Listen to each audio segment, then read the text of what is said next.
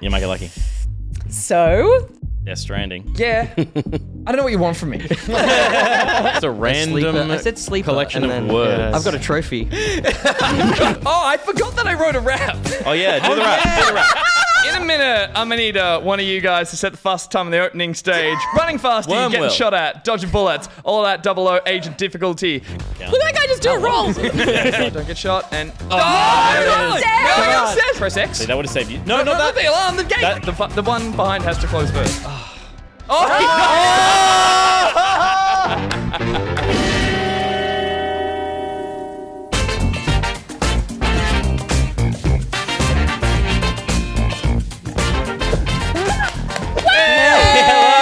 Welcome to Back Pocket Thursday, the 23rd of February, coming at you live from the Low Key Studio, starring Stephanie Van Dixon. She is currently operating entirely on caffeine off of chai tea. If she does sleep, I've never seen it. That's true. I'm a vampire. You're a vampire. It's Nick Belling. Everyone always asks, who is the community hot boy? But no one ever asks, how's the community hot boy? And now's not time to start. Not the time to start, because here's Will. Don't be fooled. Behind his youthful flesh is an ancient being who regularly quotes from monochrome television shows that even your parents barely remember. Ooh. It's Josh Swift. You've heard of a one-man band. Introducing a one-man broadcast wizard. In this studio, magic is not forbidden. And finally, it's me. Here I am. You see me, you know me. There's nothing more to say.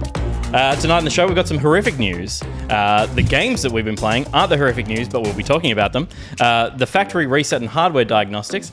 We've also got a wonderful game coming up from Nicrotex. These were a terrible idea. I don't know who thought. No. I know. We've got a wonderful game coming up from a pocket pal of ours, and we're also going to talk about what we've been watching on some other screens. How exciting! So First exciting. time breaking out of the game land. Yeah. Nice. Yeah, it should be good. There's just a lot of good TV at the moment, so I think it's like There worth... is.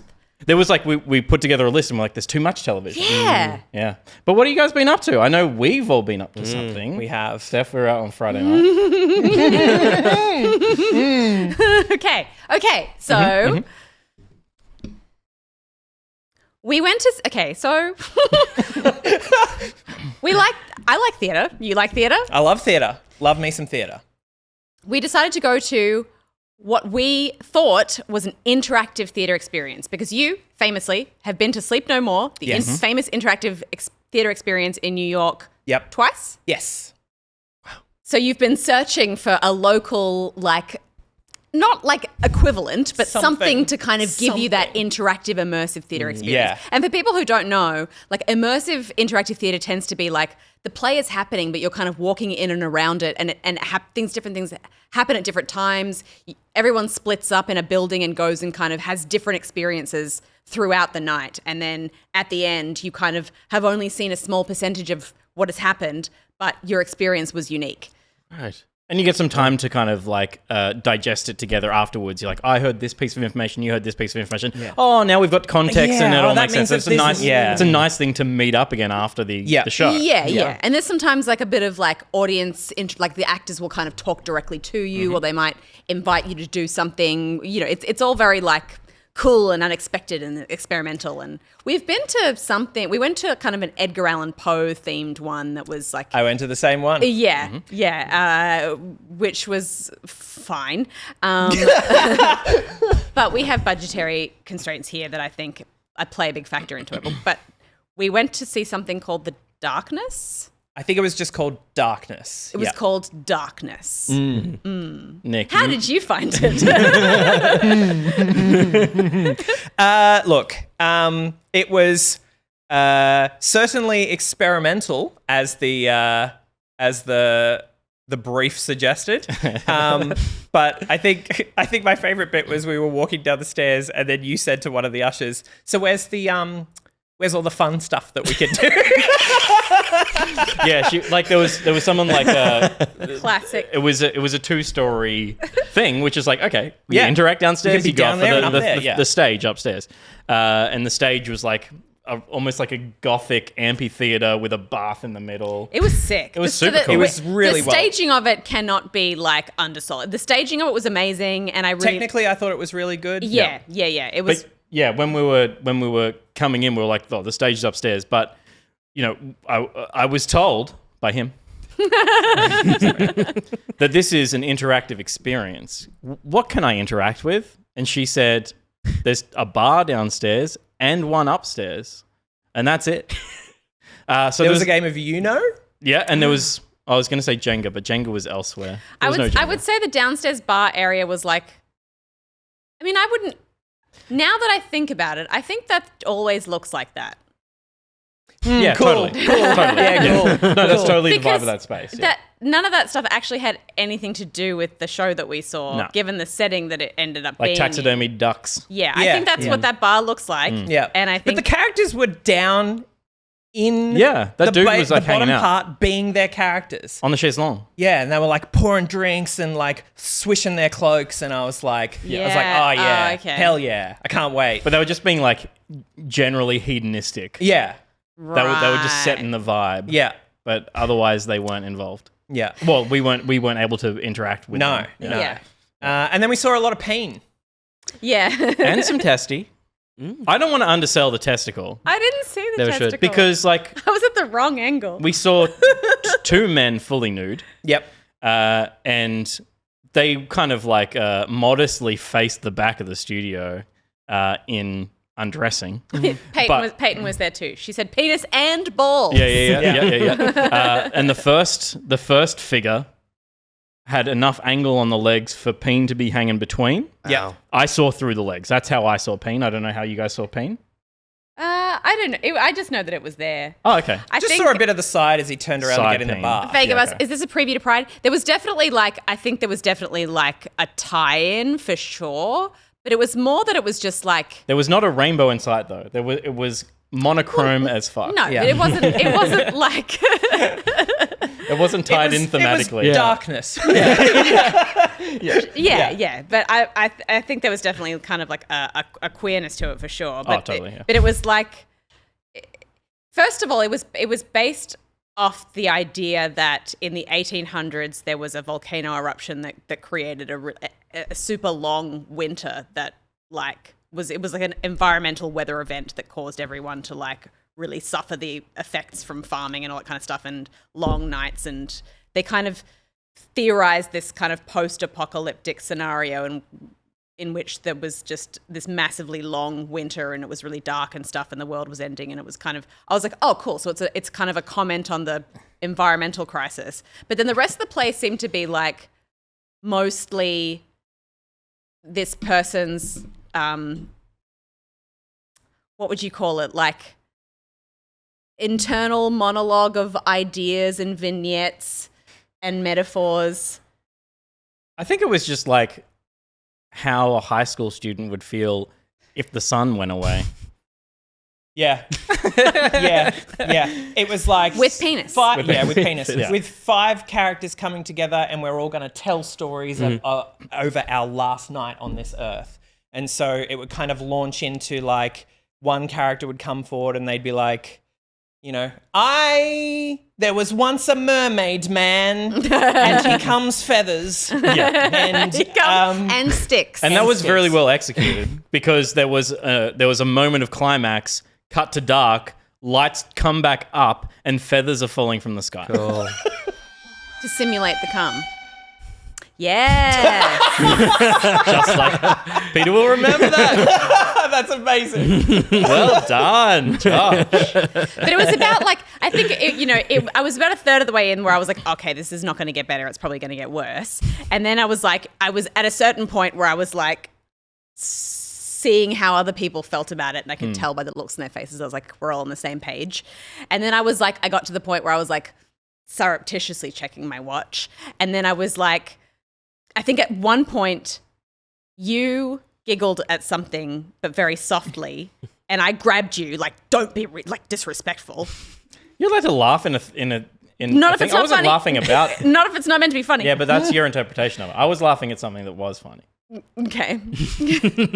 But then that like planted a seed in me, and then I couldn't. Then you're It was losing it. like you know, when it was like really quiet and serious, and I'm like, and I tried to like keep it down, but like my body would start shaking, and then I could feel you reacting to that, and so then I was like, nah, keep it together, Steph, keep it together, and then it would go away, and I'd be on top of it, and then spontaneously I'd be like, and then it was just There bad. were two kings. Oh my god! So then, but we knew that each of these characters had gone through a tell a story, and I was like, "Fuck, there's still one person who hasn't told their story yet." And I was like, Maybe they won't. Maybe they won't. Yeah. Maybe they won't need to." And I was like, "Fuck, this could be the end." They all kind of came together in a room, and she walked to the back of the stage, and she turned around and she said, "Once there were two kings," and I was like. And it was like a spontaneous laugh outburst. Yeah. Like, There's pain. like when I saw my niece and they did the thing at the Lion King, and I laughed then too. Like, I'm not expecting it to come out of me. And then I immediately I will swallowed say it back though, in. at this point, the year 6 telling of the Lion King was a better production than Darkness. That's rough. It was though. The Lion King's good source material. It's good. So- You can do a least- shit version of the Lion King Yeah. and it's great. Yeah. I mean, they saved the worst story to last. They did. So, did. you Yeah. know, That was- yeah. at least they front loaded it with their best content. yeah. With the front loading. Yeah. But I will say that, like, it is those experiences that I think I cherish the most. Yeah. Because, like, we walked out of that and we're just, like, in a state of, like, wow, what was that? Like, that was Yeah. a journey. It was wild. Yeah, it was great. But it just makes me want to see more and more theatre because you just never know what you're going to get. Particularly little like boutique theatre. Or how many pains. Because you go to like Sydney Theatre Company on the wharf and it's like, it's going to be good. It's going to be Miranda Otto blowing your fucking mind. Yeah. But you go to a dinky little library in Newtown. And it's Miranda Otto blowing someone else. Miranda. Will, did you get an opportunity to see any penises since we last chatted? No. Okay. Something to rectify for showers? this week. Not Yeah, even yeah, right. I'll work it out. I was going Yeah, to say yeah. the nice guys, but it was as interactive as it was the last 15 times I've watched it. So there's no pains as well, I don't think. I don't think there's pains in that. I don't think there's pains in, No, nice, no. in Nice Guys. Pretty clear. I'm pro peen though. I think we should. I think we're not sensitized. We're not What? desensitized To the pains, yeah. pains yet. It's still shocking. So we see them on screen and stuff, and we're like, oh my gosh. But it's like we see boobs all the time, Yeah. and we see butts and stuff. Yeah. I think it's just like normalize the peen, and then Yeah. it won't be so confronting. Yeah. I particularly like in... It is funny the way it kind of bobbles around, though, isn't it? Well, I see one frequently, so it's not as shocking to me. But I do like when they have a big prosthetic one in like romance shows. Like there's a dude in the change room at the gym, and he turns around and he's got a foot long, and it's like that thing's wild. There was that Netflix show recently. I think it was called Sex. Sex education? No, It's just called sex? Just called Sex sex. Life. Josh like that. Sex Life, maybe. Maybe it was Sex/Life. Yeah. Okay. So, and that's like a sort of not. I'm sure that's what I'm not thinking 50 of. Shades of Grey, but similar tier of trash. Yeah. Story about a married woman who like has it all and then like falls for her like old flame or whatever. Yeah. And so the whole time it's just like this steamy like tension or whatever. And there is a scene in that where he has like full frontal pain, but it's a prosthetic. And so like the audience online went crazy. And then he inevitably had to come out and be like, that's not my pain. real pain. Hashtag. And so then people were like disappointed because it's like misrepresenting. Yeah, I mean, that does come back to like body image stuff. Yeah. You know, like just putting fit, attractive people on screen Yeah. is one thing. And now just putting like unrealistic genitalia on the screen. True. You know, it's Yeah. the next phase. It was Game of Thrones, right? Where it Game was of just Thrones like it was- cut back from an ad break and there was just like... Theon's peen or something. Well, no, I think it was in the last season where there was a guy in I remember a that. theatre guy and he just had... Was he he had just- infected genitalia and it was just like, Oh, boom! yeah. Oh, like, wow. right in your face. That- yeah, That's right. yeah. Yeah, I don't yeah. need to see infected anything. Yeah. As a preference. Yeah, that's fair. Anyway, can we talk about some news? Maybe. Yeah. Well, we got a little segment we like to call a little bit of backup. Do you think Pockety has an infected peen? I don't think I so. hope not. I I hope hope not. he's doing well. Does This, this tie into video game pain? No, it doesn't. Gotta drop the pen. yeah, gotta move on from pain. Welcome to a little bit of Backup. As always, Backup or Little is sponsored by EvilSpyBoy. Get your spy boys out in the chat, and also show some generosity as EvilSpyBoy does for Food Bank Australia. Head on over to foodbank.org.au or visit tasteofmultifish.com to find out more. We're going to talk about something that's really cool. Yeah. And it kind of links into another segment. It's a nice, Yeah, this whole Multi- episode is a perfect episode. I think so. It is so well crafted. It all fits together. Yeah. Like some sort of centipede. Wow. Oh, baby. You're amazing. Oh, baby. That was a little taster. Speaking of that taster, Blumhouse, obviously very famous. How are we saying Blumhouse it? or Blumhouse? Yeah. I think you would say Bloom. Blum? I think you I've should always say said. Blum. Yeah. But as an Australian, I like to say Blumhouse. Blumhouse. Bloomin' Bloomin' Onion House. It's not going to stick. Blumhouse, Yep. who make a bunch of horror films, have opened their own video game studio to start making games. Not them personally, but they're going to start. I'll make someone else do it. They'll make someone else do it. And that's one of the interesting things. The prime idea of this is that they're going to be contacting horror game devs already making projects and going, here's some money. Let's make this better What than have it you already is. got? Which is Okay, really cool. So it's not like they've got a bunch of ideas and they're like, we need people to make it. They're They're- just like, yeah. we want to get into video games and we like They, horror. they see the profit there and they Yeah. want to help the space. Which is similar Interesting. to the model, the Netflix model of, they have some first-party studios, Yep. but they also went out and acquired some and bought the license for some success, Yep. already existing successful games Yeah, as well. totally. And it's how things like Point P come about. Point B. That's point B. Point B. Does it imply that they're bringing their IP? So that's the interesting thing. The statement was original ideas. Because what are some examples of, apparently it is Blumhouse? This is Blumhouse. They did the Insidious franchise, the Purge franchise, What was A Insidious? Purge video game. the Purge original. Imagine a video game with guns and you shoot people. Crazy. Anyone. Unbelievable. What was Unprecedented. Insidious? I don't what was the remember. premise What of was that? Insidious? Insidious, I haven't watched Insidious, but I know that there's like a big tongue thing, and the guy that's in Owlman, that's in Had the lipstick demon. What's the lipstick demon? Wow. All right. either yeah. Is it It's a like point there's a bathtub and like a crawling fetus thing. Yeah. Wow. Yeah. Yeah, right. Lots of crawling feti. What's the plural of fetus? I think it's fetus. Is there anyone speak Fetus. Latin? It's like Fetus? sheep. Yeah. Okay. Yeah. Yeah. Okay. Also, they did Whiplash, so they weren't all horror. I mean, that's a pretty tense movie, but Yeah. they were also on board with that. Whiplash? Yeah. The drumming movie? Yeah. Yeah. Yeah. That's a right turn. It is. Well, yeah. It was early days of the company. I think they only got founded in like 2012 or something. They've only been around recently.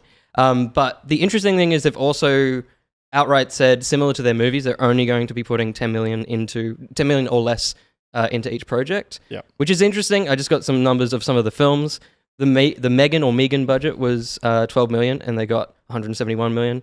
Something like Insidious, made with just 1.5 million, ended up with 100 million. So they can see Horror, like notoriously, you can Yeah. make on a shoestring and make a bunch of Totally. money. So- After like, what was the one with the witches? Blair Witch Blair Project. Witch. Blair Witch. It's all about what you don't see. Yeah. Yeah. Which is great Which for is video great for- games as great for well. budgets. Yeah. So are they hoping that the same will apply in video games? Because I feel like it doesn't. Yeah, I don't know. They've got Zach Wood, who worked on Prey Moon Crash, which is one of the DLCs, and Redfall, who's going to be working on the creative side. So they kind of, Okay. I think they want to try and tap into what they do best. I'm very with the video curious to games, see but- what like kind of genres they get into, because if before I sort of heard about the dev thing, I was like, I wonder if they'll do like, you know, horror like action game, or if they'll do more of like an FMV thing, or if they're interested in like narrative adventure stuff, but like horror. Interesting. Yeah. So Prey and Prey Moon Crash did horror very, very well. Yeah. Okay. Yeah. Really, really well. But And- also big budget. yeah, that's fair. That's interesting. But Moon Crash didn't have a big budget, right? Like it was just DLC for Prey. Yeah, but it's But like still that's like AAA kind it's of. still a studio, Right. you know? Like it's not like to make a game for 10 million bucks. It's small. You're talking about you're talking about indie dev, really. Yeah, true. I hope they make some co-op stuff. Yeah, I mean that's such a big pull That's for. my yeah. favorite kind of horror. Yeah. What would we call that if it was a Hex's favorite thing? Oh yeah, there should be some kind What of. would we call that?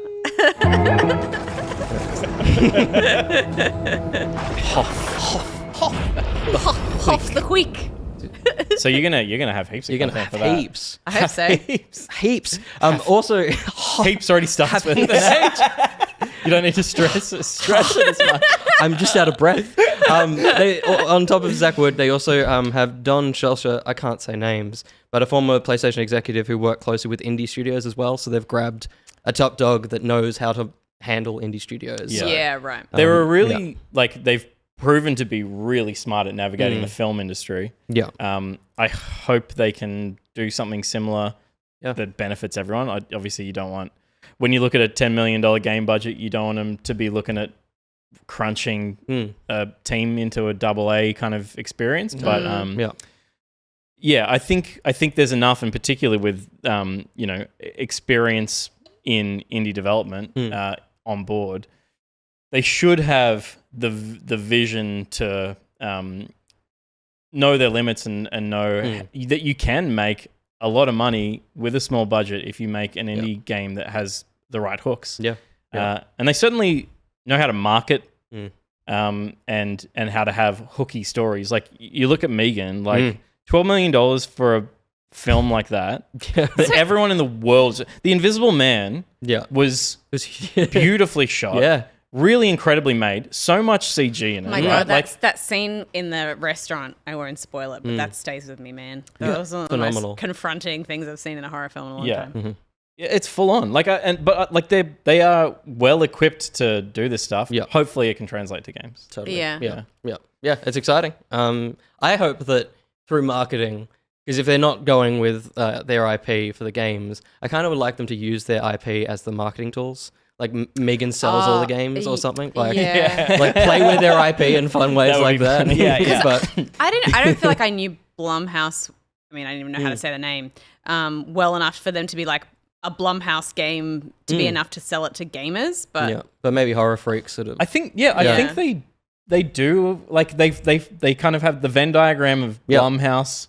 They just like so much a part of the cultural zeitgeist. Totally. By doing things like Purge, which millions and millions of people go and watch. Yep. And everyone knows the level of yeah, intellect required to enjoy a Blumhouse film, which is to say they're just dumb fun. Yes. Yeah. With a bit of they're edgy because they're horror and gory. Yeah. And that's enough of a hook. It's fun. It's fun to jump in. So Yeah. yeah. Be very exciting. Yeah. Hopefully also exciting is some of the games that we've been playing this week. Let's check them out. oh yeah, Hey, look at those thumbs, everybody. Look at You those. gotta love a thumb. I love those thumbs. we talked about those thumbs for ages because they took a long time to did. animate. Yeah. They're a perfect thumb. They're a perfect thumb. Way better than my thumbs. This thumb, busted. What we've been playing is sponsored by BuriBuri. Thank you so much, BuriBuri, for being one of our longest sponsors. You're probably actually the shortest one on this list.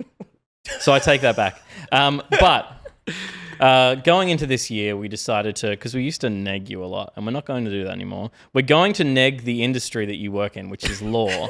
And there's some really dumb laws, but this one's interesting. So this one, apparently this is fact.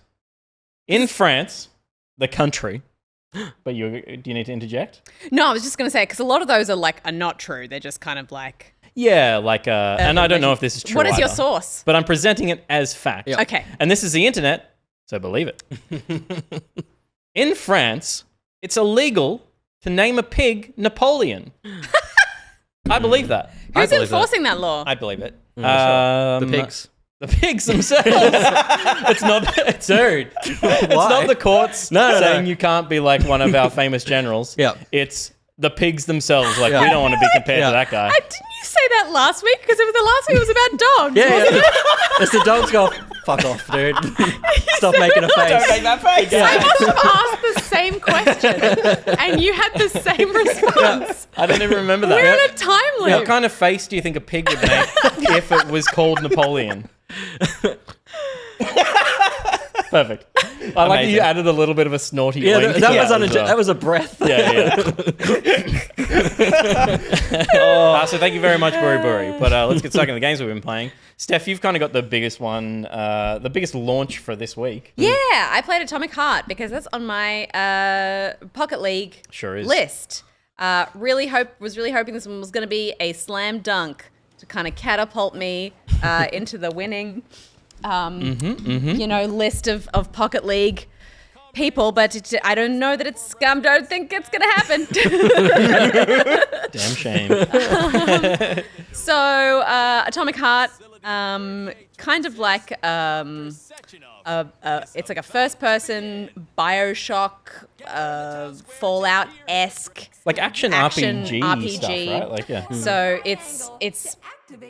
it draws inspiration from a lot of other games, I think, and it's set in kind of an alternate reality USSR in the 50s, which is like, I guess, like a weird setting to kind of to put something in. I think a lot of people, especially with the political climate right now, people were like, "Oh, is this going to be like pro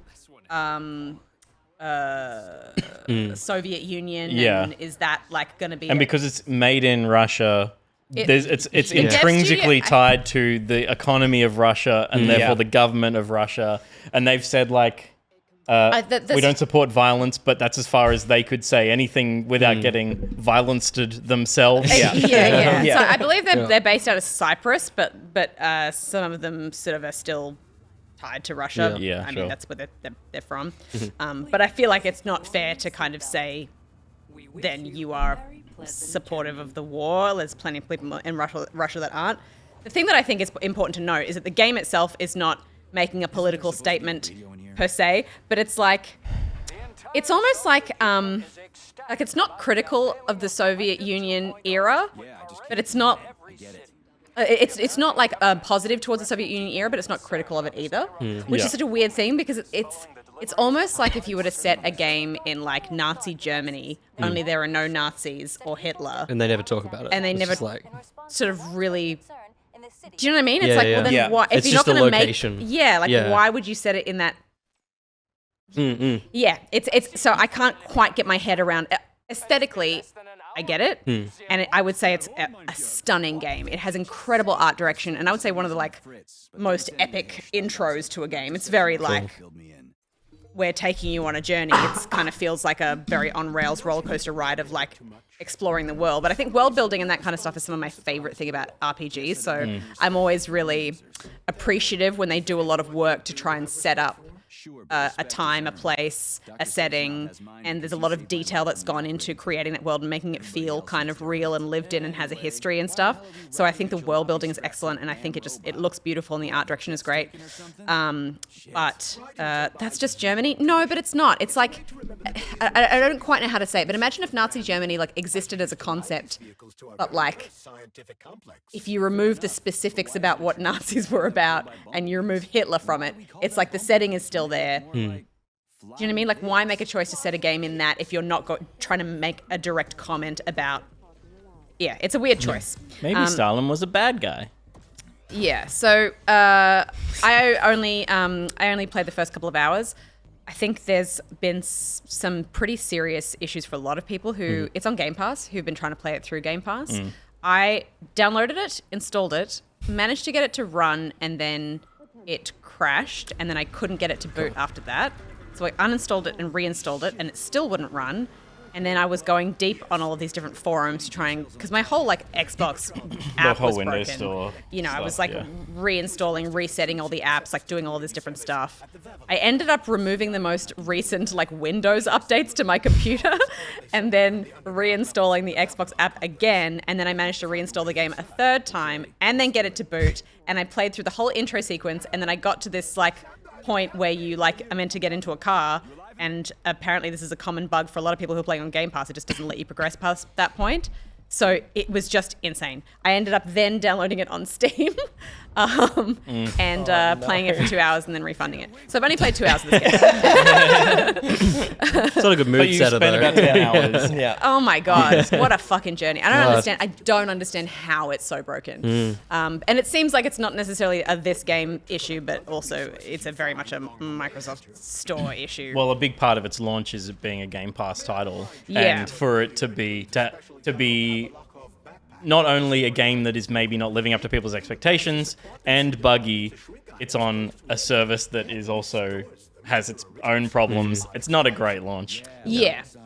So, in terms of the gameplay itself, I think I love the setting so much, and I love exploring the world because I like that they've created a very specific aesthetic, and all of that feels good.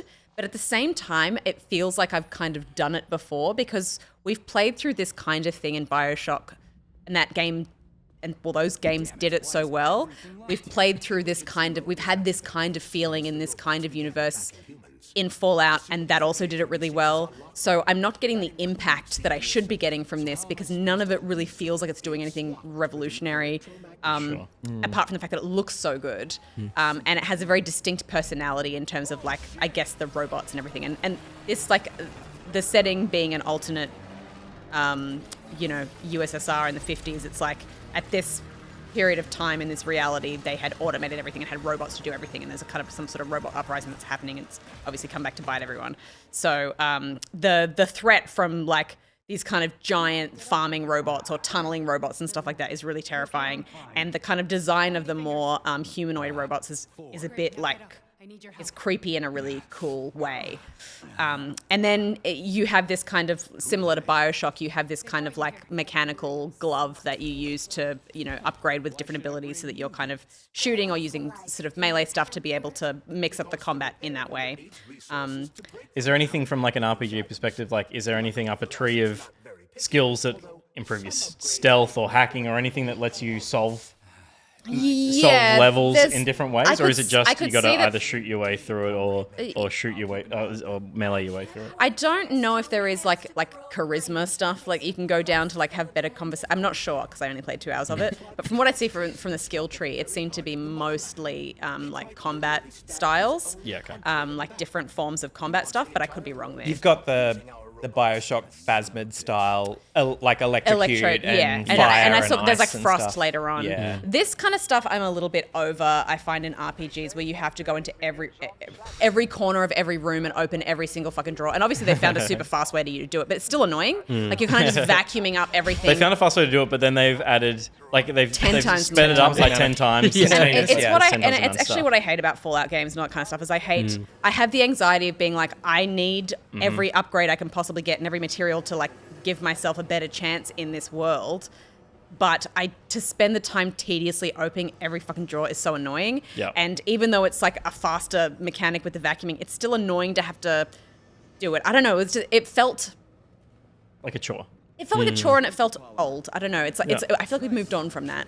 There's a way to kind of litter items through.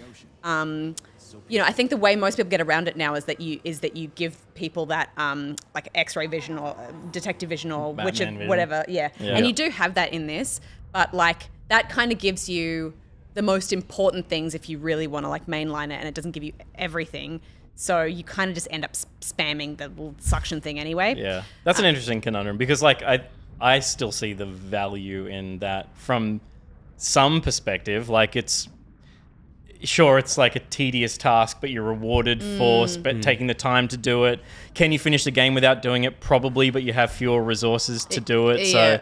So, I get it, but I also understand, and I would probably prefer that than having Batman vision. But this has both. I don't like the idea of Batman vision showing. I think it's over here. I'd prefer it if there were just fewer things that opened, Yeah. and you just had to really look for them. Yeah, okay. It's having to open a million Yeah, things sure. Yeah. that I hate. Yeah. That makes it feel like I'm just spamming stuff rather than carefully picking my way through. The thing that bothered me the most about this was that the Batman vision is basically a low poly version of the world. Yeah, And you sure. can only see the interesting points while Batman Vision is up, but they don't appear instantly. You have to hit the button, go into that low poly mode, and Let it then do a scan you're like looking around, and slowly things are turning blue, or slowly things are turning red, and then you're like, oh, okay, there's 800 cupboards over there that I can go and open, and then you release it, and then you walk over and open all of the cupboards, and then you come back, and then you go back into low poly mode, and you're just like not in the world, you're just looking at this awful version of the thing that it's meant to be, and then you're like, oh, I missed one of those 18 cupboards. Yeah. Or you feel compelled to do it, so you spend most of your time in that rather than in the world that is quite beautifully put together. Yeah. I think I have seen somebody asked about the dialogue. I have seen a lot of negative comments about the dialogue in reviews and stuff like that. I didn't find it that bad. I think it was more just that, like, I think if it was going to be Russian, I would have preferred them to be Russian and have like Russian accents and have personality. This is the Valkyrie versus Inglorious Bastards conversation. Yeah, and maybe maybe they did that on purpose because they didn't want it to be a directly, even though it's referencing USSR at that time, they didn't want it to people to be reminded of that every time someone spoke. So he's a very kind of classic American protagonist. And he's got a lot of like classic one-linery kind of stuff. I think for some people, maybe it suffers a little bit from like Forspoken syndrome, where the character's kind of like general chatter as he's working things out annoys people, and he has this glove that he talks to that's a bit like the thing that she had on her arm. But I didn't mind any of that. I think maybe that stuff, to me, I don't find that annoying at all. It does beg the question as well, like, can you be a hero if you're not American? Because I don't know that has ever been answered. Yeah. But it was incredibly stylish and like...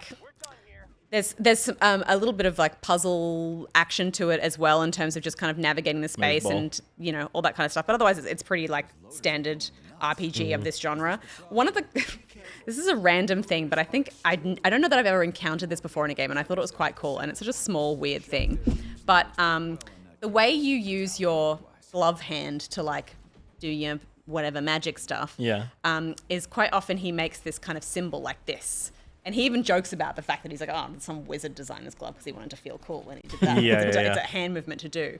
But the way they've mapped that to the keyboard is that in order to activate that scan, is you have to hit left alt, which I was like, oh, that's such a weird button mapping thing. I was like, I can't really reach that. And then as I did it with my hand, I was like... And like when I was like, I could rebind it, but then I was like, oh no, this does feel like I'm doing that hand move. And every time I watched him do it, I was doing it, and it felt like this weird immersive moment. And I was like, that's such a clever thing that I've never thought about in terms of trying to mimic the hand position of the character on the keyboard. So I thought that was a really cool note and was definitely intentional, and that is cool. I think I've not encountered that before in all my years. I can't, the only thing I can think of that is similar to that is like casting a Hadouken or something. How you do like quarter circle, like you're pushing something. That's what that always felt like. That's cool. I like that. Because Ghostwire Tokyo had all that hand stuff as well, but it was all just animation on a button press. So. I don't think it's as bad as a lot of the I think the reviews are mixed. There's some that are quite high that have gone like 10 out of 10, and there's some that are low, and then a lot that are just sort of middling. But I think it's pretty great. I think for me, it's just not doing anything that I've had a better experience in this kind of game in the games that I've already played like this. So it's hard to. It's a shame. Yeah. I wonder what the Kremlin thinks of it. I don't care. Will. Yes. You've been playing.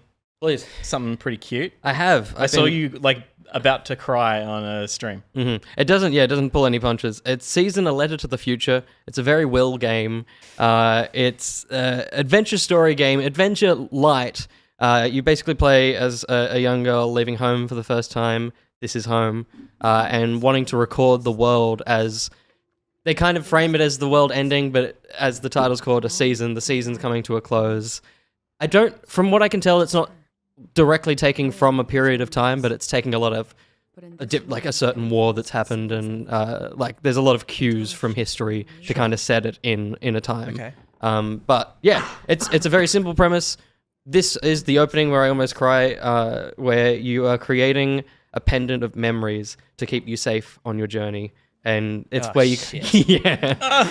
The weirdest thing about this game is that there's like comic book bubbles, and it just doesn't quite fit the aesthetic of the game. Totally. Which really threw me. But everything else is beautiful. But yeah, right from the off, they're already setting the kind of tone of it. It's so strange to see the text. But yeah, the core gameplay of it is the recording of the world, which is you get given a like an old dictaphone and a camera, and you're taking photos and recording sounds across different places across the map, and it's just very pretty. It's very sweet. Josh, if we can just like I don't know, like a third of the way through the clip. Yeah, this is like the first town you're in. Oh, and beautiful. Peter, I'm sorry, there are haptics involved. But with the controller, you can kind of feel as you get closer to a sound that you should be checking out and recording, and then you pull out the recorder, and it is violently louder than any other sound in the game. Like, I heard it there. I haven't heard anything else, but I heard it. Boom. yeah, because I was streaming this as well, and every time I went near something to record, everyone's like, ah! I think it doubles the audio, and so it just gets a little bit too loud. Do you reckon somebody's hand just slipped on a slider and then they never fixed They it. never fixed it? It's Is it also coming through the controller? It also comes through, yeah. So I think with streaming, it probably doubles it up for pushing it out. But yeah, this is the kind of the main thing you're doing: recording sounds, taking photos, and then the recording function is that you are putting it in a journal, and so you get the images as little Polaroids, and you can place them in the journal and rotate them and make them smaller. You can scrapbook it? You're scrapbooking. Oh, that's awesome. Which is very, very sweet. And I think the game's about 7 hours, so I can just imagine by the end of you like this is kind of it. Oh, and the audio clips are in as little drawings, so you can come back and play them as well. Yeah, cool. This is kind of the core puzzle part. Is every now and then you'll come across an environment that has 4 things that you have to get. Yeah. But a lot of the game is literally just take enough photos and record enough sounds to fill your journal and then progress. Yeah, cool. So it's Do you need to? Is it like from a game perspective? Do you need to record everything in the area, or is it more contemplative, and you just kind of get to decide what you think is important to you in this space? That's the cool. Like, there's definitely the sound bites are the most obvious in it. Like, you can feel that the game is pulling you towards that. But the image, like the photos you take, are generally just like, that thing looks cool, I'm going to take a photo. Yeah. And then sometimes it'll be that little icon, which is it's just put in your inventory and you have a page to fill. Okay. And then sometimes it'll be the ones that are like this one, which is actually a game specific. But yeah, even when you take a photo of something that's not integral to that area, she may have something to say about it, and that's very sweet. When you're like, this thing looks cool, take a photo. Then she's got like a very poetic thing to say about the thing you just took a photo of. Yeah, nice. Yeah, it's super, like it kind of hits that meditative state of like Journey and stuff, where you're just moving through a world that's very pretty. And yeah, these are the games that I enjoy the most. Even these are little pre-rendered cutscenes every now and then. That's why it doesn't. It looks beautiful. So stylish. Yeah. I'm just looking up because someone asked if this was on PS Plus. Do you know if it's on PS Plus? I don't know if maybe it was PS Plus. I don't think it was a PS Plus game, because I think this month is Horizon. Yep. So I don't know if it came with that. But it's only $30. Yeah, super cheap. 7-hour game. That's pretty for affordable. For a polished ending as well. You know, you don't tend to buy a game like this unless you know you're gonna enjoy the experience. And that was because $30, that's great. And this was in like all the state of plays and stuff, and I was like so in. And then I saw reviews, and the reviews were basically like, nothing happens. There's no gameplay. It's like this sounds perfect. So yeah, no, it's very sweet. If this is the type of game you enjoy, I could hear them. Yeah. And then there's the bike. The bike is very like, it has the lovely, like, you get on it. It's not moving much, so you go R2, L2, and get it speeding up. And when she starts to slow down. But is it as good as a Martha is Dead bike? Probably not. We rode through this very tunnel, Stephanie. Not this exact one, but it looked like this is a video game. Yeah. When we were in Italy. Remember when we were in Italy on a honeymoon? I do, but it did not look like that. Yeah, we were in a rail tunnel. That's a rail tunnel. rails. Yeah, but that's like columns on the side. Yeah, it had windows open to the sea. It was beautiful. Did it? Yeah. I don't remember that. We were very drunk when we were riding. Well, why did we stop at a wine place? Beautiful. So season.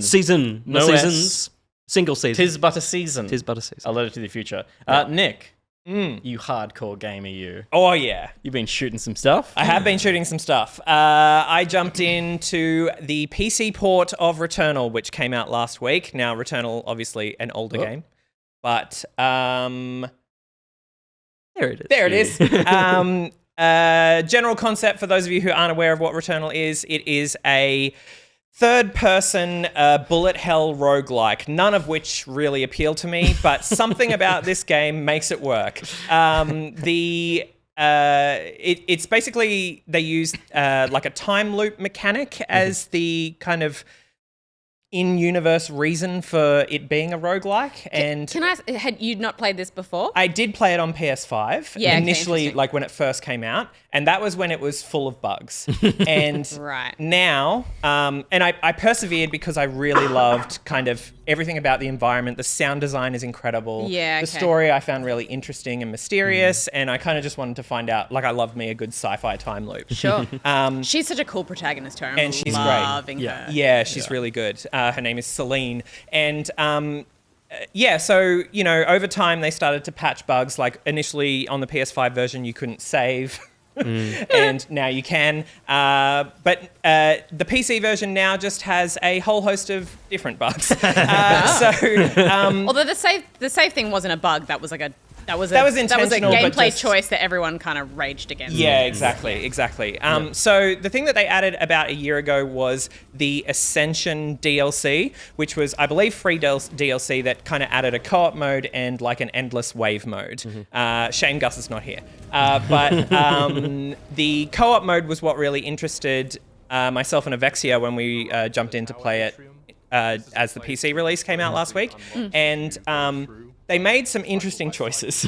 So the co-op in this game is what I would say is the laziest co-op I've ever seen implemented in a video game. How is there? So Is it literally just there's two of you? Yeah, so... two Celines? Two Celines. I guess you got the time loopy So then to... it is, the conceit is we're pulling Celine from another timeline Got it. into my timeline. Okay. Now, a standard thing in a co-op game is like progression is disabled for the joining player, which is like totally fine. Like Yeah. that's fine. Yep. Unfortunately, what happens is when the game crashes for that joining player, they cannot rejoin on the initial player's session. Right. Wow. So the game crashed for me twice while we were playing, and Liam had to end the run in order. Runs that we were doing really, really well on in order for me to be able to rejoin him. The other thing that I found really unfortunate is that the story progression is disabled full stop. Oh, wow. Because it's too hard to do. It's too hard to do. You can't the story both fit in that stuff. tiny house. Yeah, we can't. Fit in that house. So how do you progress? Like, are you getting any of the You're not getting- permanent upgrade stuff? Or you're is it getting- just the host is, or both The host can? is getting the permanent upgrades. Yeah. However, the part for me that I found really compelling in this game was the like aside story stuff. Yeah. So when you would finish a run, the game would reward you by kind of giving you a first-person section inside your ship where you can explore logs and listen, like look at audio stuff. And I love when a game rewards you with the most basic stuff. And you're like, Yeah. oh, thank Christ. well, in a roguelike, it's really important to give more story when you when you end. It's like because an abusive the relationship where they most give you depressing a thing. crust Yeah. of bread and you're like, oh, thank you. But the other thing that it does is like Returnal has this really interesting part where like mild spoilers, but Celine's childhood house keeps appearing in the forest, and each time you enter it, you're kind of given a whole new like flashback sequence of her life, and kind of adding to more of the mystery. That's just disabled in co-op. Neither player can do it. Yeah, okay. And the kind of the justification was kind of like we needed to keep the multiplayer engaging and quick and exciting, and it felt wrong to slow it down. Right. Sure. with our video game. Yeah. That's so weird, especially dropping weird, along just- like a horde mode thing. It's Exactly, like there's yeah. not really a distinguishing thing now. It's Yeah. just Yeah. game. Good point. Yeah. that like it's I was disappointed by it for those reasons, but it is still such a brilliant game. And like I am not a bullet hell sort of person, and I'm certainly not a roguelike person. But something about Returnal hooked me, and I would push through those limitations Yep. just to be able to play this game because I really enjoyed it when it first came out. I still really enjoy it now. If one of you dies, can you res that person, or Yes. is it run over? Because and then okay, my next question then is does the difficulty scale if there's two of you? No. And so So the here's game what's is twice as That's easy. a- This or is even what- that's more. a motivator. This is another thing that's interesting about the co-op, which was certainly a choice, is it scales by only one person can pick up the items that are dropped. Oh. So if I pick up an item, Liam can't also pick up that the perks and stuff. Yeah, so if like Or an upgraded parasites, gun, so more you get damage, yeah. parasites which give you like buffs and debuffs and all of those sorts of things. Yeah. Those are single instance. Right. So it scales by being more difficult by you not being able to upgrade Be as yourself powerful as you to might be as be. powerful as you Sure. would be if Okay. you were playing by yourself. Yeah. Right. So, But that- I would say, and correct me if I'm wrong, drawing aggro is probably... Well, having all the aggro on you constantly is the hardest part of a bullet hell. Yes. Yeah. So having an extra person, even if you were both at the same like power, you would be more than twice as powerful in a battle because one person could just be focusing on dodging attacks while the other's pushing out damage. Exactly. So one of the other bugs that we encountered was in the, I want to say third biome's boss battle. The screen went dark. Played a cutscene to launch into the boss. The screen went dark, and Liam's came up, and mine did not. So I could hear all of the music and audio and man. everything that was happening. I could hear the fight. I could not interact with the fight or do anything with the fight. And in terms of drawing aggro, Yeah. the boss was half firing at Liam and then it would just turn and face off to the left and I was like unspawned somewhere like 15 kilometers in the distance and it was just like firing projectiles at me. And the Amazing. thing was, because I wasn't there, I assume all the projectiles were despawning before they ever reached it to me. So I was invincible, but also unstoppable and unplayable. Yeah. So It was super, super stressful having that moment on a second screen whilst doing something. yeah, I was like, oh man. yeah. So How are we Liam, gonna get out of this one? you know, fought valiantly, but then he got downed, and then he just it was like, yeah. okay, the other player will revive you now, and I was like, wow, would if I could, but Yeah, I can't. wow. So I had to disconnect from the game, and that just instantly ended the run for him. So Oh, that's like so frustrating, like in an entirely new and awful way. yeah. Do you think once the game is stable, that co-op experience will be a fun way for people who have played it to jump back into it? Absolutely, Yeah, 100%. cool. I think once those That's bugs definitely a are fixed, motivator for me. If it is that thing of like it doesn't scale the difficulty in a traditional sense, and you can res each other, that's like, oh man, huge for me. Yeah, and like I'm nowhere near as good at shooters as Liam is, so there was a lot of resin going on his part for me. But I never once felt disadvantaged, and the movement is so fluid. I forgot how just quickly the game allows you to move around the Yeah. world and kind of traverse around. It's a good but slightly disappointing experience, and I think given time, it will be brilliant. Yeah, Yeah. cool. Because for me, it's like this is a way that people who and I didn't play past a session of Returnal. It's a way that I could jump back into it and enjoy it without it being like a stressful thing to have to learn how to be good at the game. Because ain't nobody got time. Yeah. I don't want it. But yeah, so maybe I'll just wait until they patch it a few times. Yeah. And we can jump in and play it together. Yeah, that'll No. be heaps fun for us. Well, I've still got to talk about my game. And maybe we can play this together. Sure. Because we can't. Because it is a narrative adventure game Cool. called A Space for the Unbound.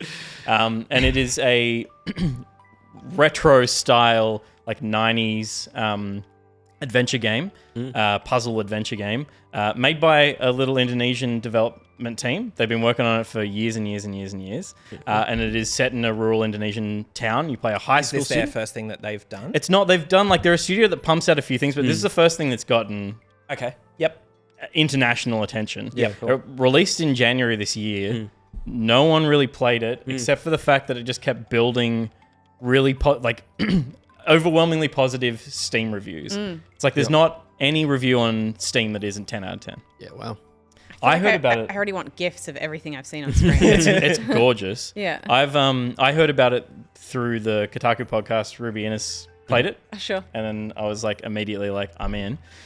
So yeah, you play a kid, a high school student who has discovered they have the power, or finds a tool that gives them the power to basically incept into the other people in the town, this small town with a school and all these other goings on, to solve puzzles. So someone's got a problem, you kind of dive into their psyche, and you solve the problem internally for them so that they, in the real world, the reality of the situation becomes more solvable for them. Yeah, right. So a lot of the puzzles of it are people struggling with personal, personal issues. Not so much like, oh, I lost my keys.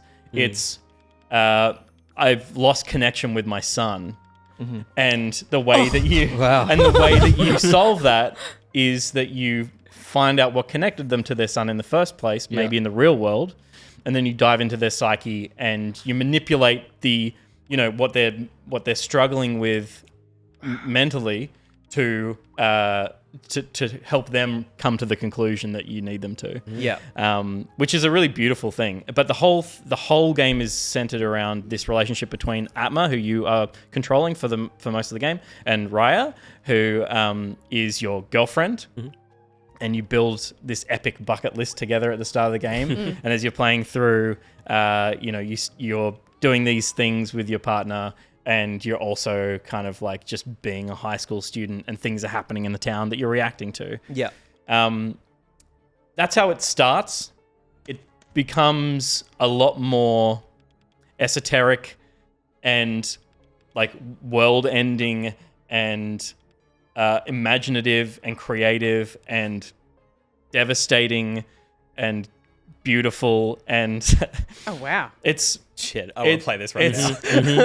it's a really, really incredible feat, and I wasn't certain that it could stick a landing, but I finished it because I had to. I was playing it every moment I wasn't playing Halo. Which says a lot. Which, I was not playing Halo in order to play this.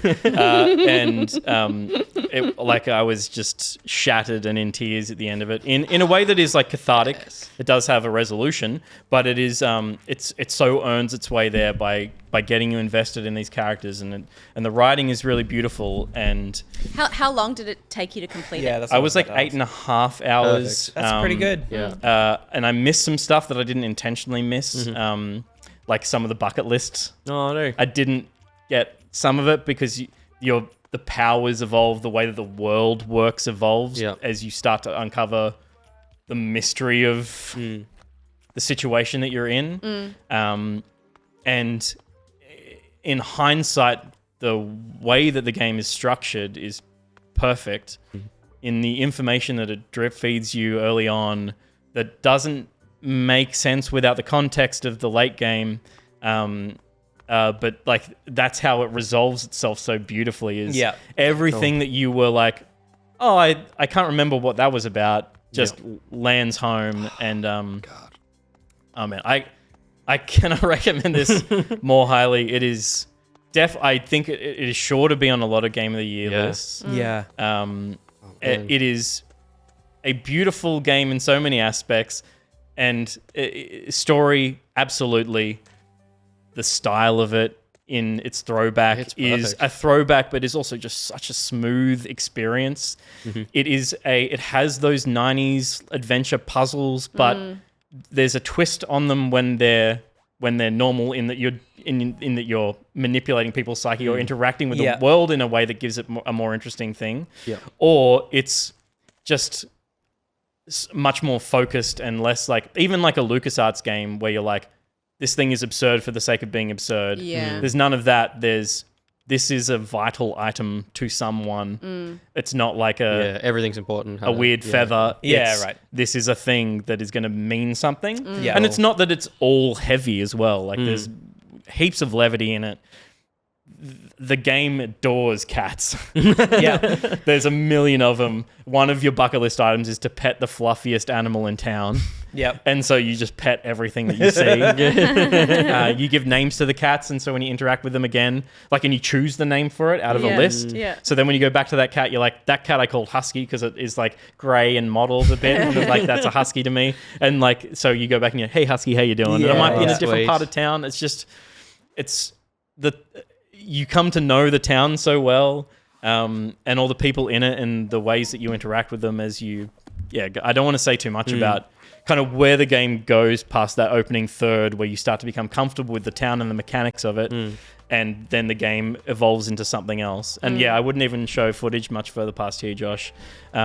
It's not voice acted. It is just you read, and everyone's got a really strong voice in the writing of it. Yeah, nice. So mechanically, when you're in someone's mind, is that just like a metaphoric representation of what their problem is, or are you in like a dream version of the town, or what's you go into a because it's a side scrolling thing, you get put into a room.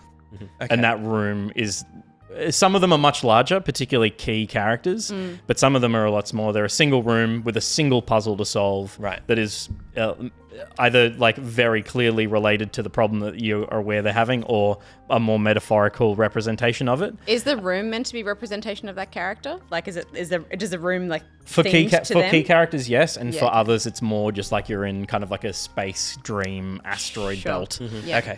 And you can see the things that are taking control of their mind might be this one very specific thing with a spotlight over it, and you're like, right, I got to engage with that in the correct way. There are some mini games as well, like there's a whole Street Fighter thing built into it, but it's just you button press like sequences to fight and to block and stuff. So there's like a combat thing in it that is like that leans into the high school student, like like the bullies in town and stuff like that. Yep. There's a kid juggling a soccer ball, and you learn how to juggle a soccer ball and hang out with him and kick the ball up and down and stuff. If you don't get surprised in a story way, and you typically are, the mechanics of it never get complicated. Yeah, cool. It's mostly story. But there's always it throws you a little thing every now and then going like, you're playing a game, so here's something gamey to do, and and it's fun, and it won't occupy all your time, and you probably don't even have to do it as a necessity, but you might want to engage in this arcade machine and play an arcade thing, or you might want to juggle a soccer ball with a kid in town. This seems more gamey than a lot of the Will games, in a good way, because I love the kind of narrative experience that those present, but this sounds like it's juggling a game as well as being it's definitely that journey. Yeah, I guess there's not a whole lot of game to it. Yeah.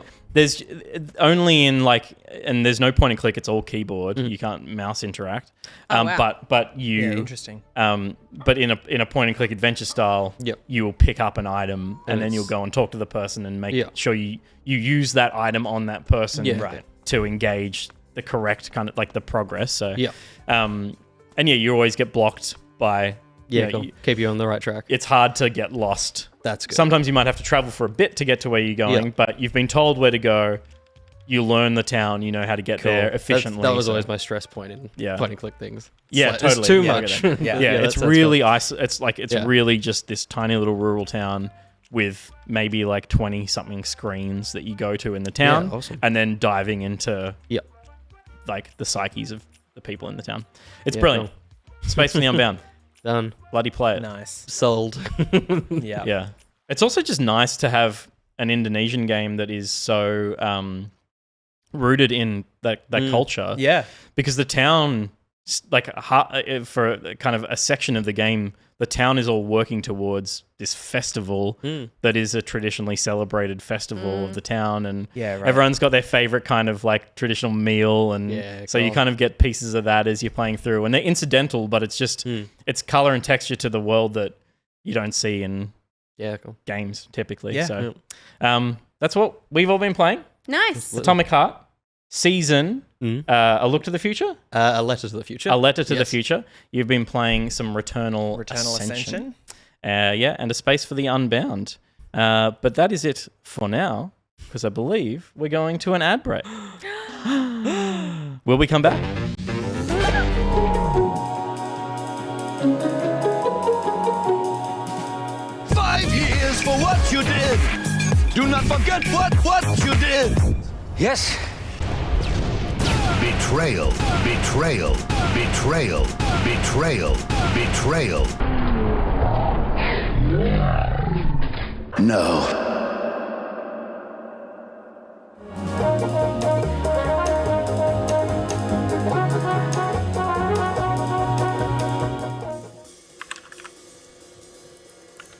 Cool. That should be good. All done? Yeah. Great. So we just saved them in a folder marked patrons, and so for that one it would be Mason, not Nathan. Cool. Nathan. No, tricky. I can see what happened there. It's Mason, not Nathan. Cool. So Mason with an N. So Nathan. I can't help but hear you say Nathan again. It is Mason. Mason is the farmer. Nathan.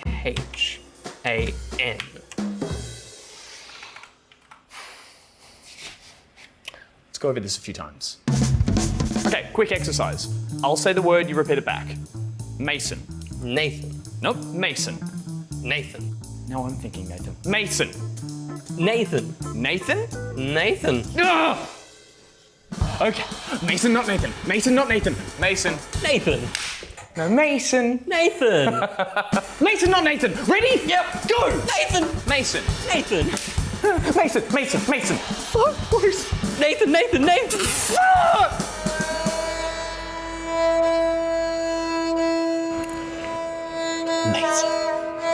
Nathan. Mason? Nathan. No. Nathan. Wait, what? What? The thing you said before. Nathan. Fucking kill you! Always remember, it's Nathan, not Mason. Oh my god! Hey.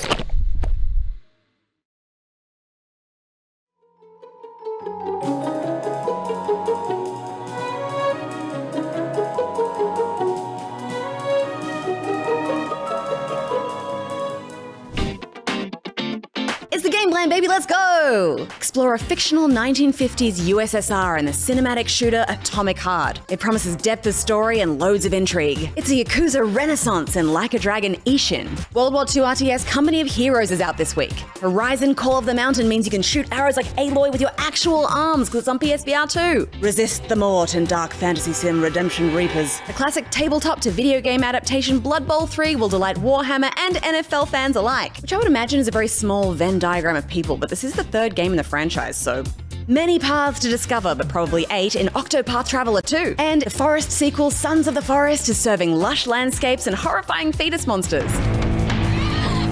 Well, that's it. What are you playing this week?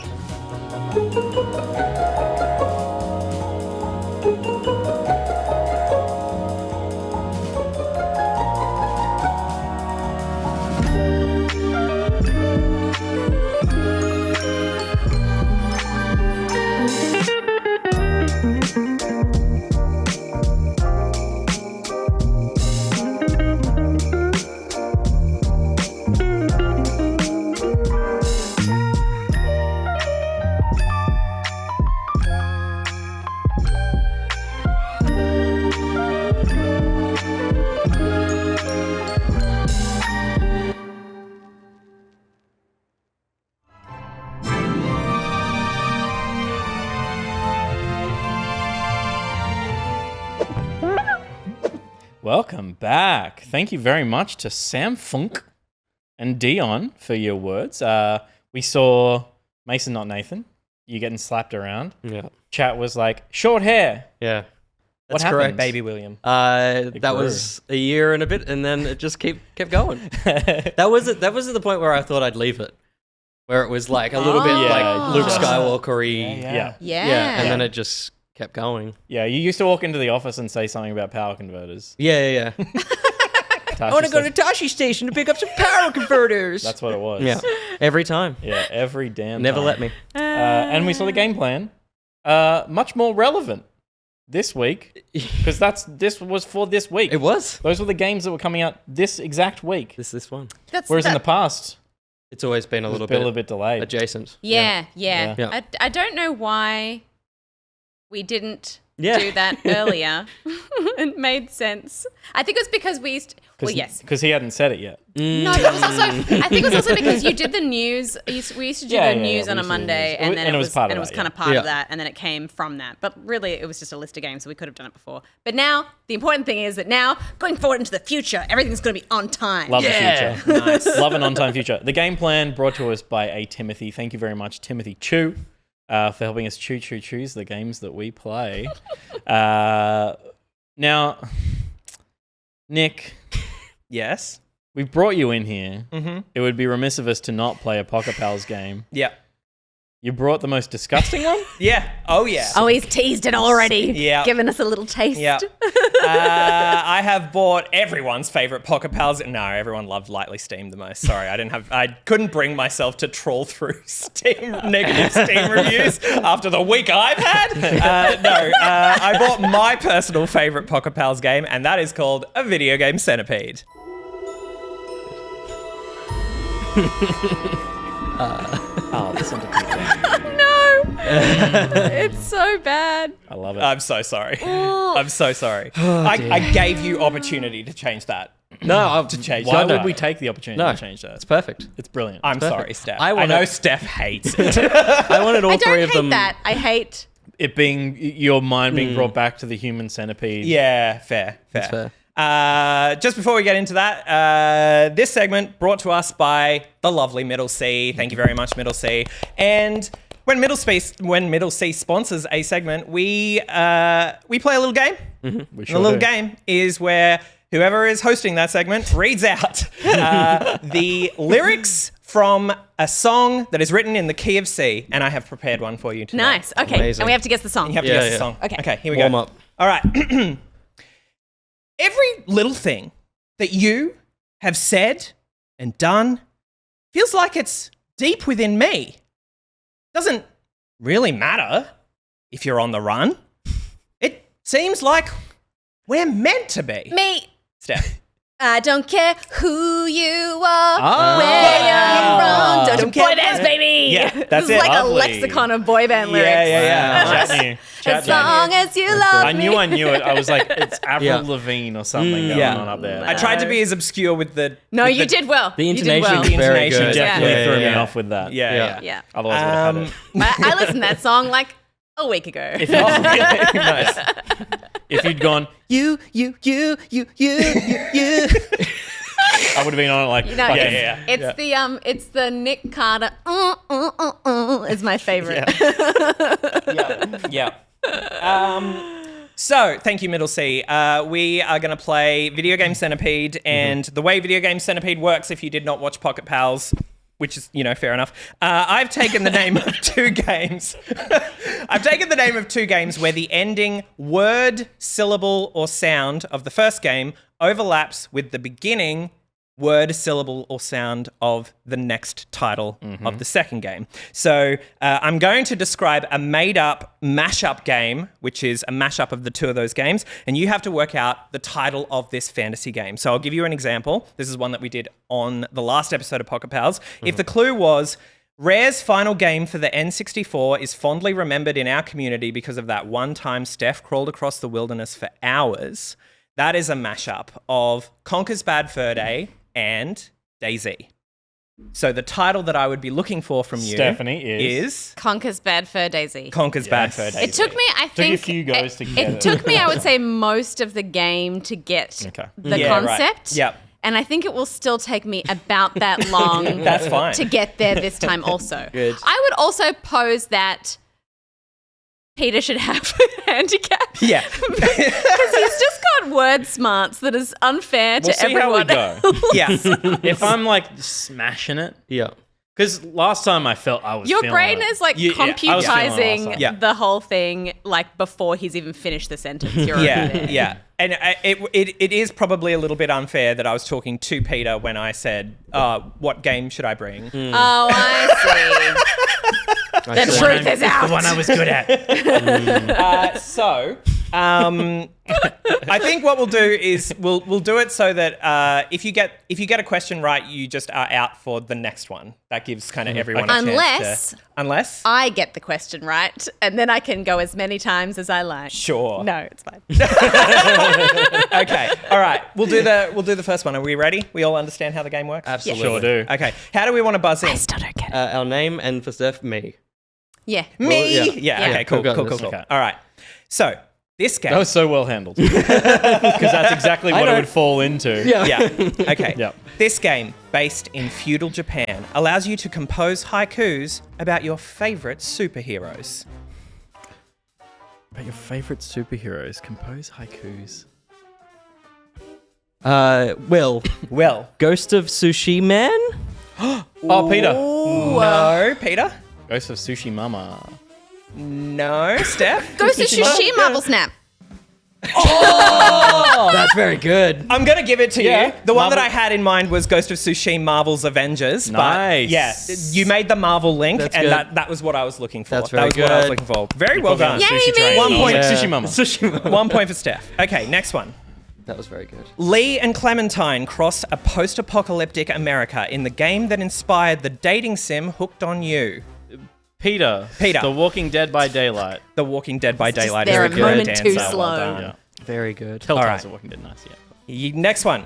In this classic arcade game, players control a spaceship as they fight off swarms of enemy aliens. As they fight off swarms of enemy aliens while controlling a spaceship in this classic arcade game. Screw you. Okay.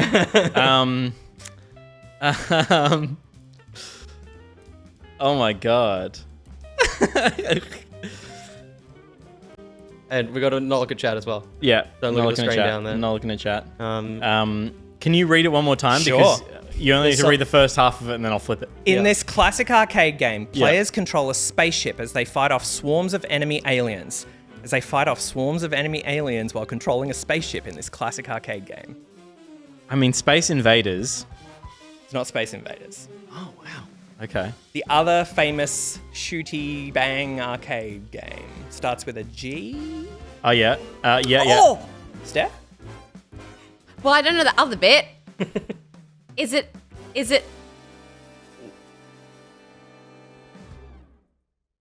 Nah. Okay, are we passing?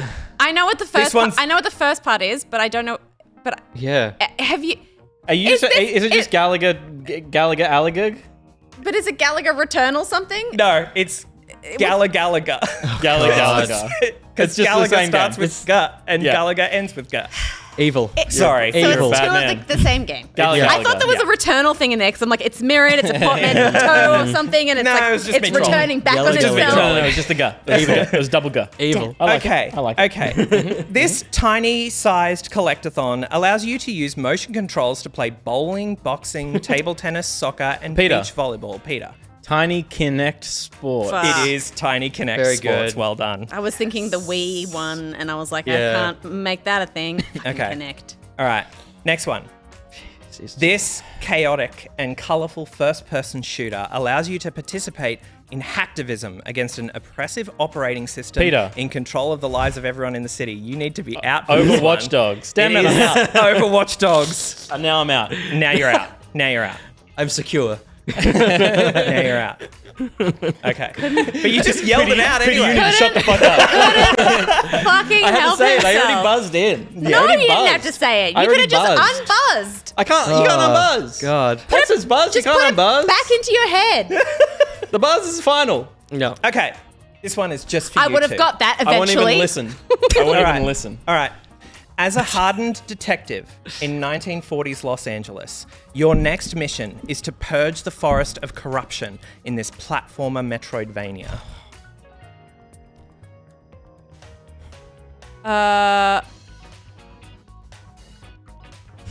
L.A. Noiri and the Blind Forest. It is Yeah. LA Noire in the Blind Forest. Very Well good. done. Well That was done. a weird sound for my mouth was to like, make. yeah. I wasn't sure if that was like right. Yeah. Yeah. That the noiry. Yeah. Yeah. I love it. My favorite ones are when I like modify the sound a Yeah. little bit. Yeah. They're a little bit trolly, Yeah, but it's like when I think it's worth it. Eminem rhymes orange and door hen. Yeah, exactly, Yeah, exactly, yeah. exactly. Okay, next one. This puzzle game that allows you to change the fundamental rules of its world by pushing blocks around is a spiritual successor to Banjo-Kazooie made by many of its former developers. Can I go? I'll let you go. Yep. Baba is ukulele. It is Baba is Ukulele. Damn. Well done. Well done. I was going what's the ukulele. I was like superliminal with ukulele. No. Yeah. What's the first one? Baba is you. You like it's a puzzle game and you manipulate, like you push around, it's 2D, and you control a character, you push bricks around, and it's basically like you're pushing code around so that when you line words up and it says something, you know, you might move an O and a P in front of an E and an N to open the door. Oh, cool. Yeah, but then it gets more complex than that. It's a very good puzzler. Yeah. Yeah. It's a good point. Someone else is Peter. BMac is like, is Peter cheating with chat? He's before chat has even got it, so he can't be cheating with chat. Chat sucks. All right. Shut up, you. All right, I'm out. Okay. This third-person stealth game has a remake coming soon, in which you climb a mountain while battling a personification of your own self-doubt. Sounds like my nightmares. Do you know what either of them could be? So the first part. This third-person stealth game has a remake coming soon. It's a Ubisoft one. Oh no. What? Remake. Yeah. Got a game, but I didn't think it had a remake, but maybe it does. I will say the main character wears... Yeah. Yep. Is that? I didn't know it had a remake. Oh, Yeah, cool. that's coming. That's That's sick. coming. Okay. And what was the second half? In which you climb a mountain while battling a personification of your own self-doubt. This is a 2D This platformer. sounds like some indie stuff that I've not played. It's a bit indie, but I feel like... I don't know if it's the game because I don't know. Sniper Peter. Splinter Celeste. It is Splinter Celeste. Well done. Yeah, that's. I have never glanced at Celeste, so I'm like, Sniper? maybe Yeah, okay, yeah. Sniper Celeste. Yeah. Okay. All right. This is one of my favorite ones. Okay. This roguelike, where you explore an ever-shifting cave, requires you and a friend to cooperate in disarming a bomb using a physical paper manual. Oh fuck. I don't know the first one because I don't know roguelikes very well. But the second half is there. Yeah. So, Yeah. I mean, it ends with what the second half starts with. Yeah, That totally. helps. Yeah, it doesn't. Can you say it again? Sure. This roguelike, where you explore an ever-shifting cave, requires you and a friend to cooperate in disarming a bomb using a physical paper manual. Ever shifting cave. I'm just gonna Peter. Yep. Gonna Peter. Roguelike. It's gonna be You've got a shovel. You're a little, Oh. cartoon dude. Spelunky talking and nobody explodes. It's Spelunky talking and nobody. I was You know- not gonna go Spelunky. I was trying to find the word Spelunky, and so what I kept doing, I remembered there was a sequel. I was like, it's two. I was like, what would come before two? What's after two? Brains Damn. are weird. I was like Rogue Legacy Keep. Okay. All right. This N64 racer featuring a monkey as its main character. You didn't need to say that. We knew it was Diddy Kong Racing. Came with a red and blue microphone to allow you to belt out some early 2000s classics on your PlayStation. Peter. I already said it. You can't though. You can't though. Me? You've given them a Did- clue, did- Steph. Diddy Kong Racing Star? It is Diddy Kong You know- Racing Star. You know what I wanted to do? What? Disting Star, just the D. That's amazing. We That was talked very about good. that just today, but Yeah. I was like, that game, I was like, PlayStation had a scene game, but I can't remember what it's called because I went to the event for it. Yeah, and I you bit would my have been in that tongue. conversation Bite my knowing that tongue. you had a thing for it. Wow. Yeah. Had a thing for it. Okay. All right. I'm going to skip one. Pursue the international woman of mystery responsible for impossible thefts while you jump, run, bash, and lick things. Lick things. Bash and lick things. Oh. Jump. Oh, Or no. lick. What are you It's looking? not. It's not. Where in the world It is is. Carmen San Diego, meat boy? No. That's worse. No. Damn. You got It the is- first part yeah, right. it's Yeah, where in it's the world is definitely Carmen Carmen. San Diego. While Lick you things. jump, run, bash, and lick things. Yeah, what do you lick? do you What's lick? a game that you lick stuff in? I'll say you play. You're out. No, you're out. You already had a crack. no, Yeah, damn you're done. it. What is it? No, I'm not going to tell you. Okay.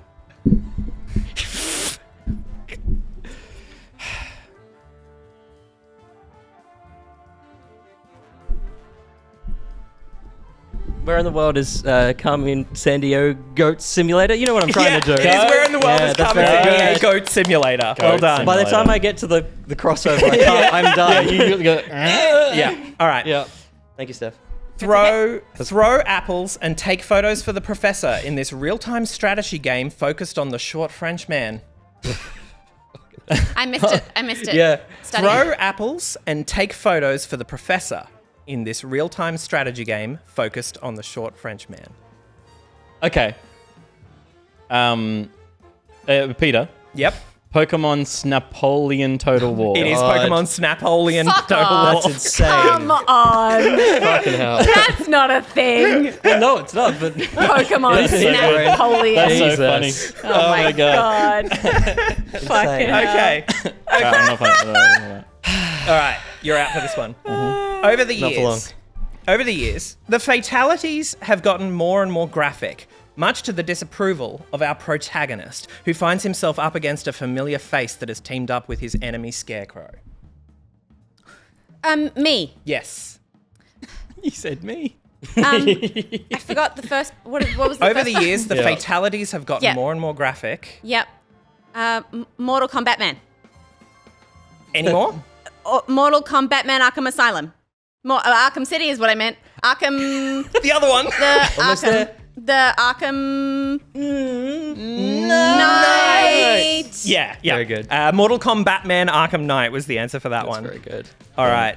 Brilliant. That was my first In this, choice. in this open world third-person action game, switch between Michael, Trevor, and Franklin as you defend yourself from animatronic characters that become homicidal. at night. Peter, Grand Theft Auto 5 Nights at Freddy's. It is Grand Oh Theft my Auto God. 5 Nights at Freddy's. Well done. Insane. All right.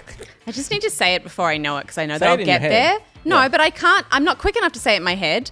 I need to just say me and then work it out slowly Say me. so that you can't. I so need the that you space. can't do it. Yeah. Because I need the time. I'm sitting I this just one out. need the time Figures because out my this brain one. is slow. Okay. In Me. All right, Steph, this one's just for you. In Princess Rosalina's first appearance in the franchise, board your ship and head out to the open seas in this game, which recently crossed over with Pirates of the Caribbean.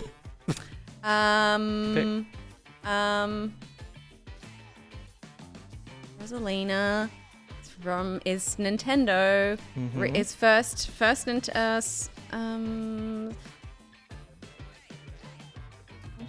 What the first one would have been.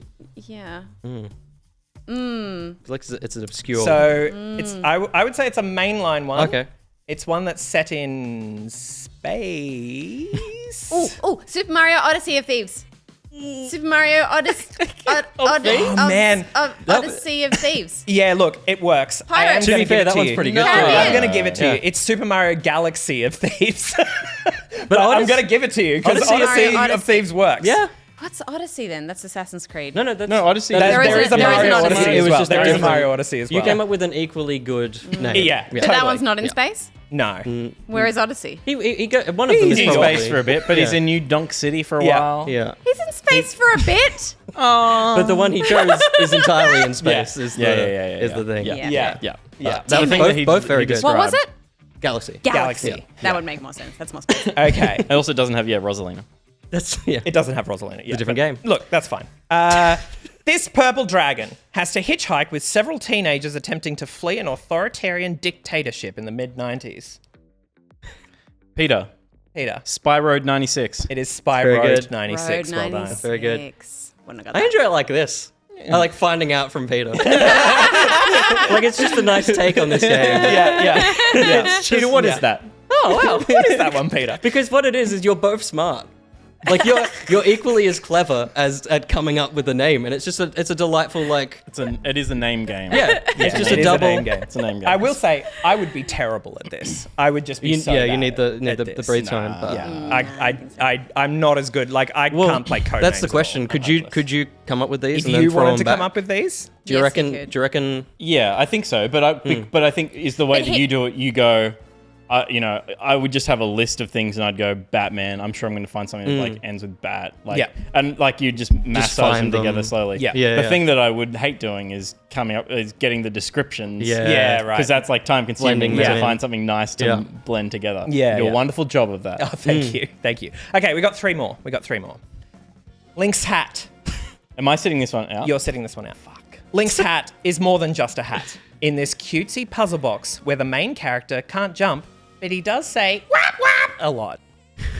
Peter. No. Wap wap. Yeah. It's right there. I know it's the thing, but Yep. I can't. I always forget what the character's called. Oh yeah. And what's the first half of this? Link's hat is more than just a hat. Okay. I mean, I'm lost in. Okay. Peter. Peter. Link's hat is more than just a hat. Yeah. Do you know the franchise at least? No. Oh, I know. Is this a Banjo-Kazooie thing? No. I know who Link That's what is. this was. Yeah. I thought you were like, Kazooie. That's a kazoo. No, it's the what do you call the front of a cap? a peak. The Brim? Yeah. Brim? The brim. The brim. is it a brim? He has that green hat with Oh, the but yeah, point no, at I'm the just end, making right? a cap. It's a Because Yeah, it's yeah, in yeah. the because yeah. that's the key connecting tissue. Sure Motherfucker, is. it's wap wap. The Legend of Zelda, Minish Captain Toad's Adventures. Is What's that what the it's called? game? Yeah, it's Captain Toad. Captain Toad. Yeah, but what's the Legend of Zelda game? What's the The Minish Cap. I've Was never- I think yeah. that was a Game Boy Advance. No Yeah. way. I've never heard Never heard of Minish of Cap? the Minish Cap. No. Oh, okay. Is this? You thought I'm we were so going to sorry. find the word Minish from doing this? Well, I was giving you cap. Look, he said I hat. need Minish. We got hat. But cap was the connection. This isn't on you. This is on his knowledge. Cap was the joining letters. Okay. Played okay. like no Nintendo You got that games. one, and I can't let you have the next one. I can't let you have the next one. Okay. Yeah, Okay. sure. All right. Here we go. You got this. You Give me got the this. point, Liz. Give me all the points. Yeah. Nah. Pete's speedrunning record is buried with all of its other unsold copies in a secret landfill in New Mexico. I mean, I've got both games. What was the first part?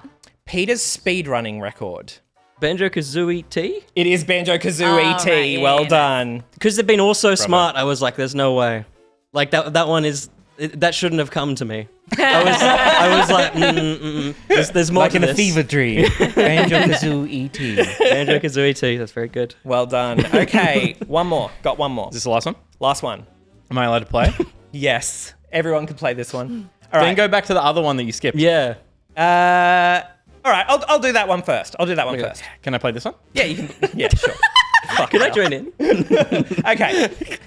This scuba-based single-player adventure features the same director and music composer as Journey and allows you to manage all of the various animals and their habitats as you add them to your facility while keeping profits high and expenditure low. This one's a bit obscure. Subnautica Animal Crossing. No. No. Peter.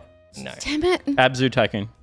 it is Abzu. Fuck. Very good. Yeah, Very good. it was Abzu Tycoon. This is the easiest fucking game I've ever played. All right, last one. God damn it. You can't do this last one. I've decided. You're on 10. That's You're a on- that's you're a on nice 10 that's a points. nice round number. All right. Here we go. Travel through the desert and to the top of a mountain in this beautiful co-op game on a website where you can feed and care for digital animals, participate in a fairy stock market, and use your real-life money to buy NFTs. Me. Yep. Right, I guess we might time to think as well. Yeah. Journey Neopets. It is Journey Nice. Neopets. Well done. I was not a good. Neopets person. No. Yeah. But I know that, I think I was a bit too old for it, but I remember reading an article about someone who was like, my journey, like, making Neopets into a weird, like, money-making fucking Yeah. business scam. And I was Wow. like, what the fuck? Yeah, they got hacked multiple times. All of these children had their like personal Wow. details sold. Wow. Yeah. Anyway, Also and then had they the got bought hotel by man. Nickelodeon for some reason. Yeah, that was weird. Yeah, that was weird. Anyway, that was Video Game Centipede. Certainly was. Oh, There's the munching scores. out the scores. What Thank were you, the Josh. scores in the end? We had. Josh, you hero. Me 10. Oh, he's He's got got the him numbers. up, yeah, Pete yeah. 10, Steph 6, Will 3. Well done, everybody. Pete, you're just too good. It's wild. What's At that another game. handicap that we can give people?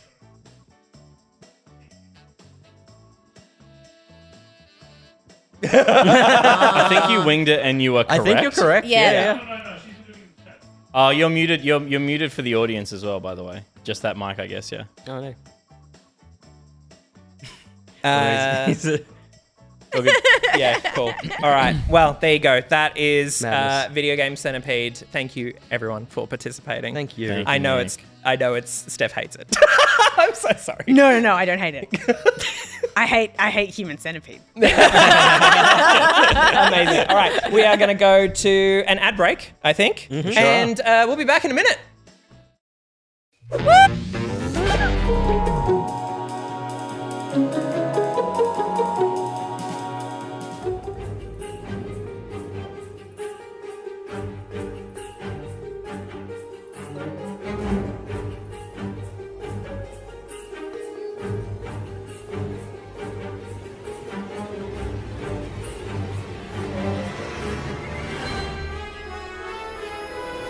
Codes.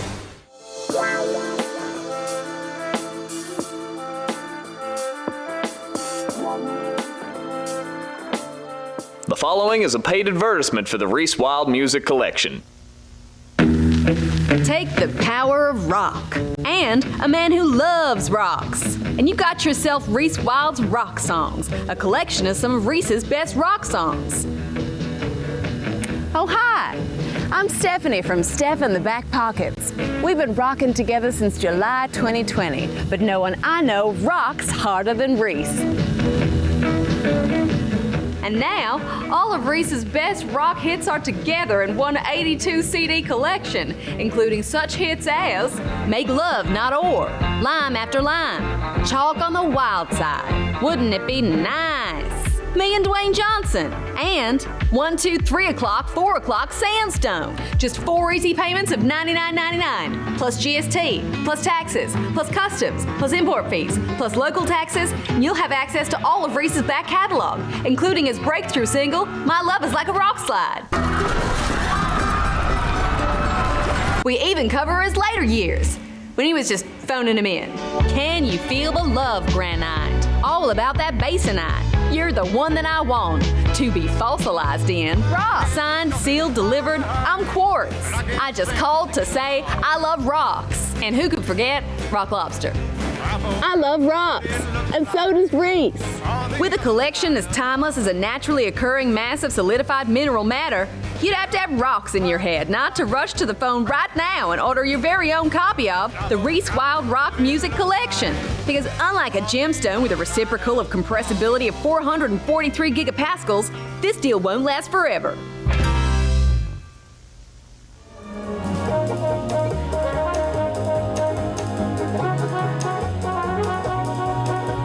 Darker and darker. Really, the best way to describe it is medieval Tarkov. You can squad up in groups of up to 3. What are you doing with your hands? You go through fighting enemies and sort of trying to survive the dungeon and getting as much loot and gear as you can, and then trying to get out with all of your gear and sell it and make money and then go back in. The dungeon procedural, but it's also like once you get into the center, little portal items will spawn. If you see a portal, like one of you just take it, because the likelihood of you dying is so high. Portal is for one. This portal is for one. I have a clip. Barjo had died. I managed to stay alive and then was like, I've just got to try and find a portal and get out. You're now in the safe zone, except for all the other humans. Listen, Is you take it. You take it. You take it. No, Dex, they're not listening. Leave!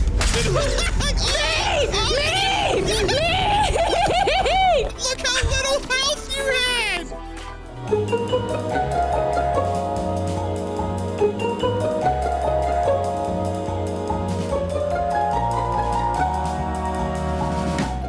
everyone. Some of you may know me as Liam. Most of you probably know me as Avexia, and I'd say everybody knows me as that guy that doesn't shut the fuck up about Destiny. But since you mentioned Destiny, let me tell you about something so revolutionary that it will change the way you play Destiny forever. Have you heard of the Destiny 2 Companion app? The Destiny 2 Companion app is the perfect way to grab bounties without needing to go back to the tower, talk to your clan, or see what's happening in the game each and every week. You can download the Destiny 2 Companion app for free right now on all good app stores. You should download it right now. Now. Go and download it. Right now.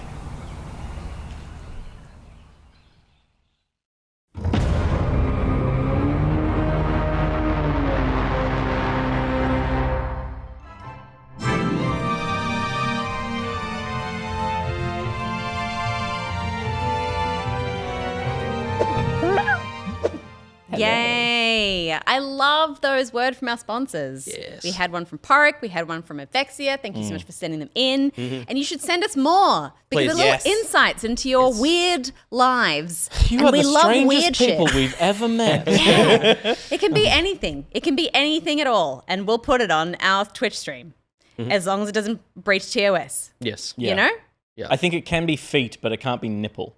It can be feet. Can be feet. We established this because you got your feet out last time I streamed. All right. We also had a commercial there from Reese. Well, for Reese. For Reese. That From we us. made. Yeah. As a gift. Yeah. Nicrotex For the money you mentioned paid. that because Reese made a GIF of the I just love rocks moment when my hat falls off. And then some famous geologist used that GIF. And then a couple of people who follow the famous geologist was like, this is a weird Can I crossover of ask, things. is it tautology to say famous geologist? Because does anyone know any people that like rocks? What do you mean? I'm not saying geology is invalid or... I mean, Reese is famous to me.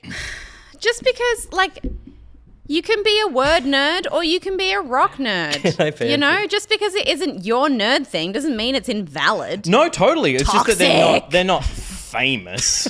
They're geologists. Famous in the No geology doubt. world. Okay. I'll accept that.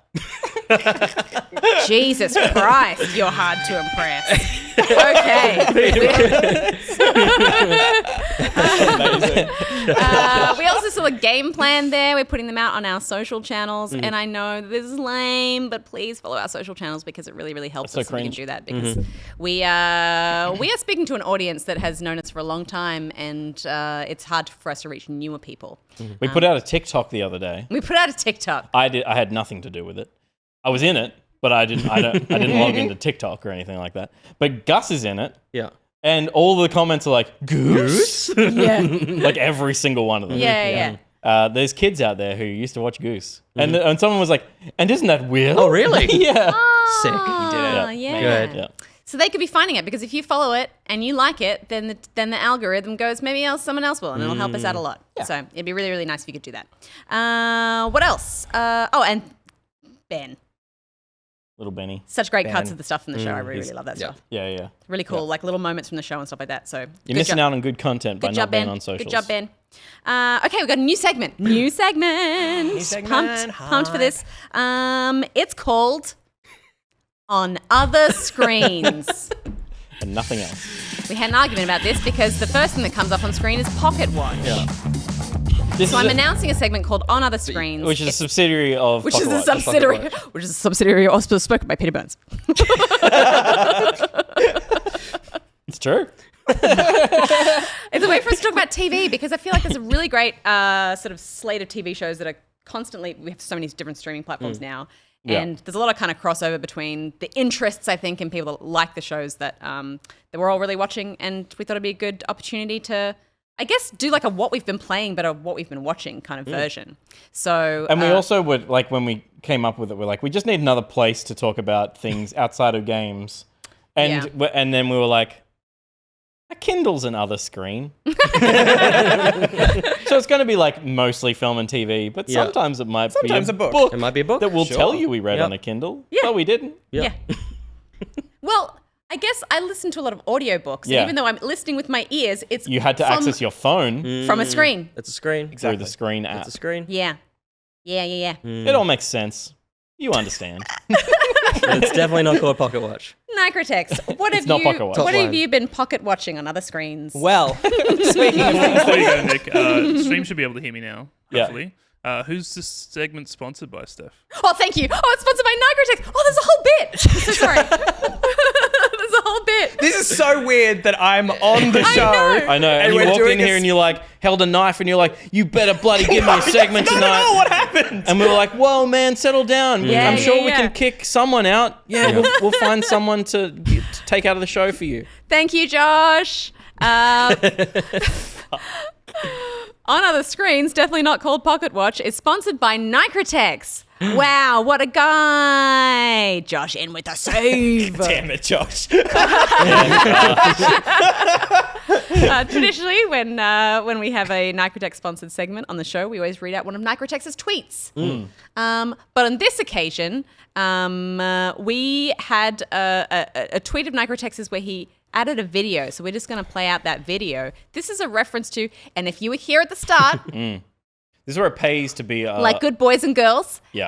and all genders, if you were here at the start, you would have remembered our conversation about darkness. Yep. And all of the many peens and the play that we all had pretty mixed feelings about. So Nicrotex's tweet is A this. story about a show called Darkness. It's Are you, It suck. okay, so are you actually going to do a radio play version? No, that was the radio play version. Okay, but like, now I want to hear it. It's giving me a taste of something. Imagine if you did a radio. I mean, I guess the experience is more passive because it wasn't an interactive theater experience. Yeah. And that's obviously a reference to a radio play that I did about Obviously. a show called Sleep No More. And Pete replied to that with... I said, do one about the cock and bath show. Yeah. So in the name of memes need speed, I was at work and could not go home to my microphone. So I just... Whispered it into your that phone. into my phone in a crowded office. Nice. What have you been watching, Nicrotex? Well, speaking of things that are not video games, I watched a TV show that's based on a video game. All right. And we have all been watching it. It is, of course, The Last of Us. Brilliant show. And So good. no spoilers in this. We're not going to talk about spoilers. anything that happens in the show, which kind of is just like why are you going to talk about it? But what we can do is encourage you to watch the show, regardless of whether or not I think you've played the game. I think it's a great vehicle for getting people into that story. Yep. I think if you enjoy the show and have not played the game, it would be a great motivator to do that because the game is fantastic. Part 1, the remake, is available on PS5 and will soon be out on PC. I want to say, is it at In the the next end of March? They pushed it back a couple of weeks as well. I think it was well-timed. going to be the end of March and is now into April. Right, Yeah, potentially. okay. Like a couple of weeks into April. Because Yeah. I was like, as soon as I watched the first episode, I was like, I kind of need to play this game again. I'll play it on PC. Yeah. And saw it was March, and then I heard afterwards that it got pushed. So, Yeah, okay. yeah, I mean, I think that interesting conversation around it is like, so many people were like, "You excited about The Last of Us?" And I was excited when I heard that they were firstly doing an adaptation, because typically when I love something, I just want more of it, and I love The Last of Us. And I was excited when I heard about the casting, but I think for me, The Last of Us is one of the most like affecting narrative experiences I've had in a video game. Yeah. Which is so hard to top. So for the first time, I found myself going, I don't know if I am excited about it, because I feel like I've had the best possible version of this already, and I don't know what I could possibly get out of a television show. I'm sure I would enjoy it, but I don't know what I would get out of it that could be better or like better in a different way. Sure. And then I think the answer to that is that through the medium of television, even though it is incredibly faithful to the games, and there are moments that are like shot-for-shot recreations, there is space for filling in more story that you can't in the game, because obviously gameplay is big, takes up a lot of that space. Yeah. So there's more nuance and even like backstory, I would say, similar but not exactly in the way that like the Witcher TV show kind of takes you back and fills in some of the things that are referenced in the Witcher books that that you don't actually follow those stories playing out. There's things like that where there's like characters that are introduced and you get to kind of experience the whole journey that they took to get to where they are and that kind of stuff. So actually there is so much to get out of that story that you don't experience in the game that isn't better, just different and gives you more color to the world. Yeah, and I think for those who loved the game, if you are watching the show and haven't listened to the companion podcast, which is put out by HBO, it comes out almost immediately after each episode ends. It is a brilliant companion piece to go along with that. The podcast is hosted by Troy Baker, who played Joel in the original game, and his two guests are Neil Druckmann and Craig Mazin. And if you don't know who Craig Mazin is, he is the kind of showrunner of the show alongside Neil Druckmann, who created the original game at Naughty Dog. But and Craig Mazin's last big project was Chernobyl. HBO's. That was a brilliant show as well. If I could recommend another show, that's the one that I would recommend. You get one? Okay, fine. But the thing that I really love about listening to the podcast is that Troy will often say, like, okay, when I played Joel, I made this choice or I said this line. And you did a one-for-one recreation of that specific scene, but you changed it in this way. Why? Yeah, and then Neil Druckmann and Craig Mazin will be like, okay, so here's why we did that. The context of this is different. It is a different Joel. It is a fundamentally different character. Even though it is still, he's named the same, he looks the same, the story is more or less the same.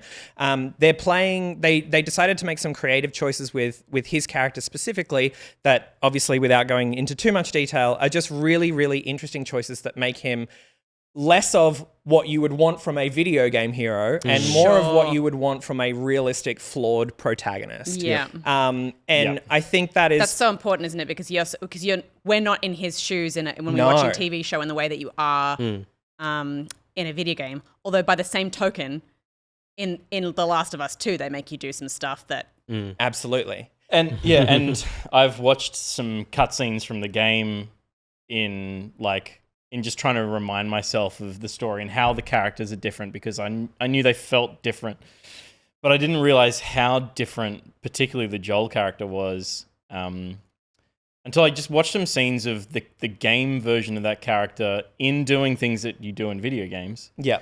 Being a psychopath. Like a really bad person. Yeah, absolutely. And in a way that you wouldn't want to depict visually in a TV show necessarily. Yeah. Because I feel like I'll start by saying, let me go back and say that I think so far this telling of the Last of Us story is better than the video game one because it is not interrupted by mediocre gameplay. Okay.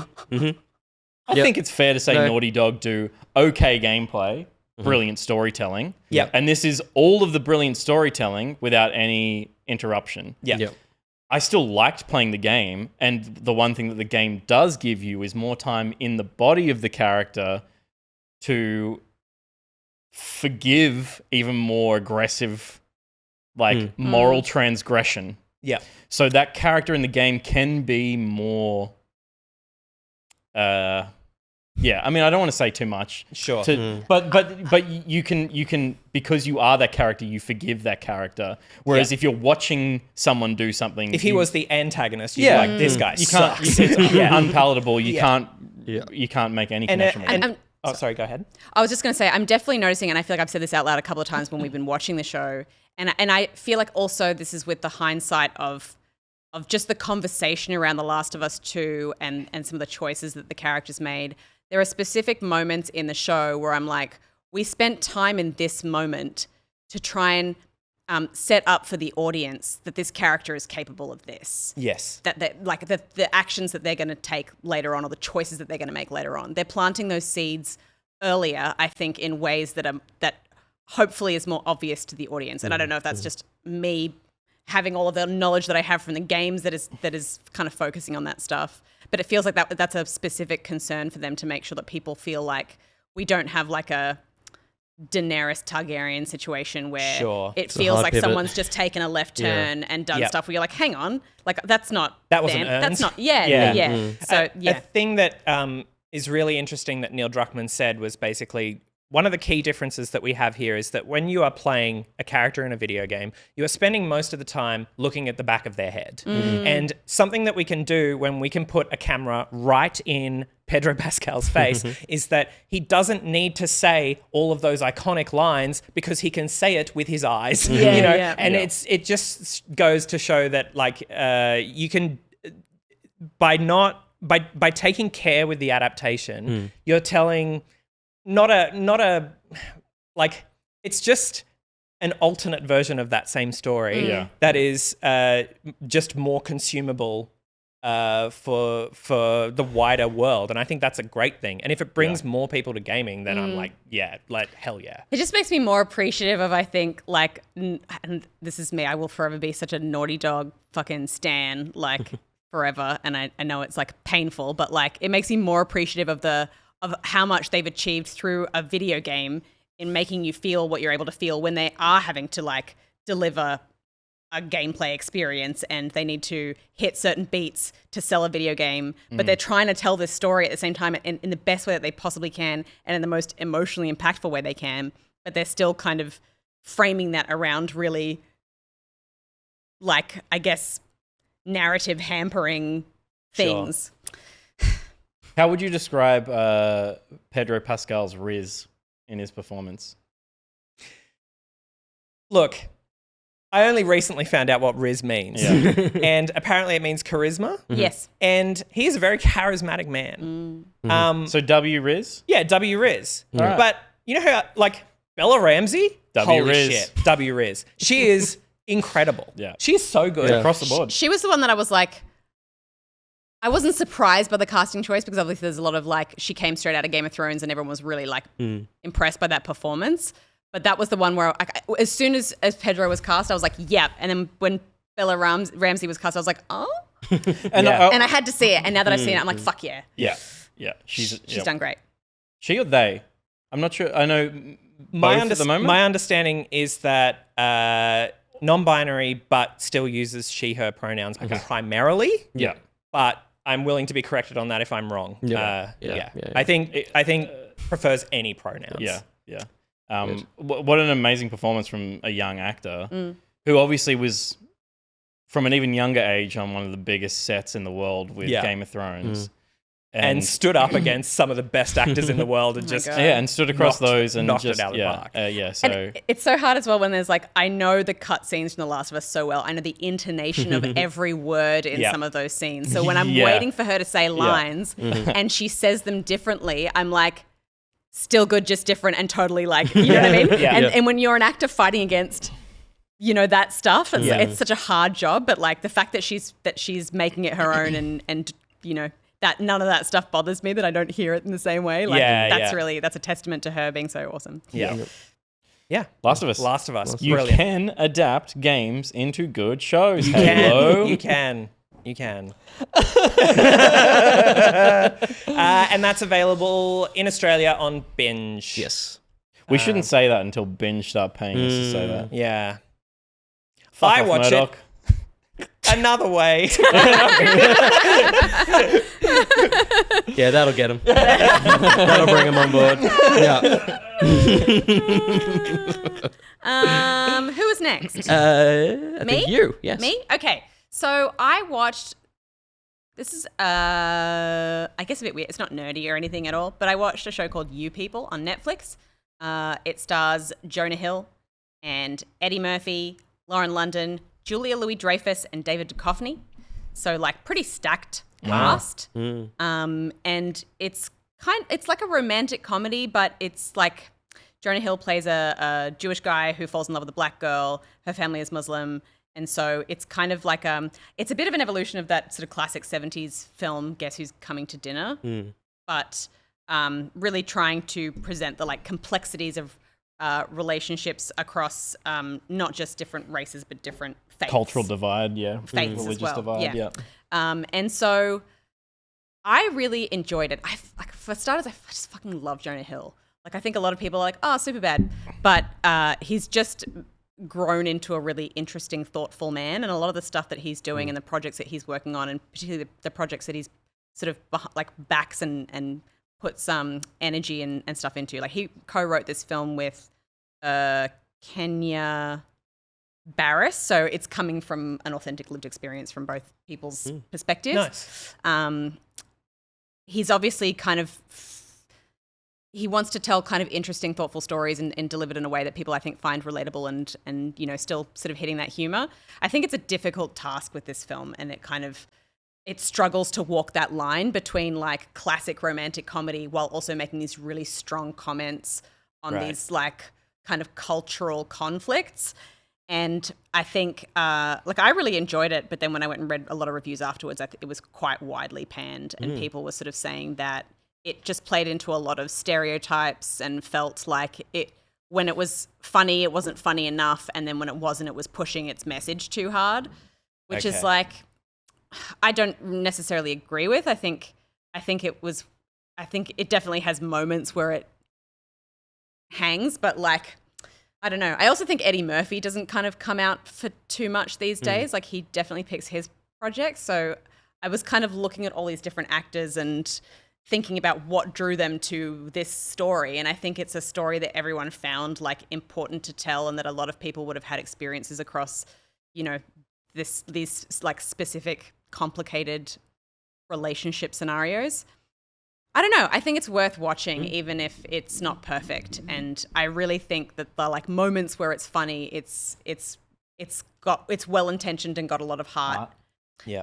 Julia Louis-Dreyfus kind of plays the peak cringe, like white privileged, clueless woman. Yeah. But like coming from, again, a well intentioned place, but just says and does dumb things because she has a lack of awareness, but has an opportunity to grow through that process. I think she is probably the best living television comedian. Yeah. Like maybe not stand up, but she elevates any comedy she's in. She even elevates fucking Black Widow. Black Panther and Black Widow. Yeah.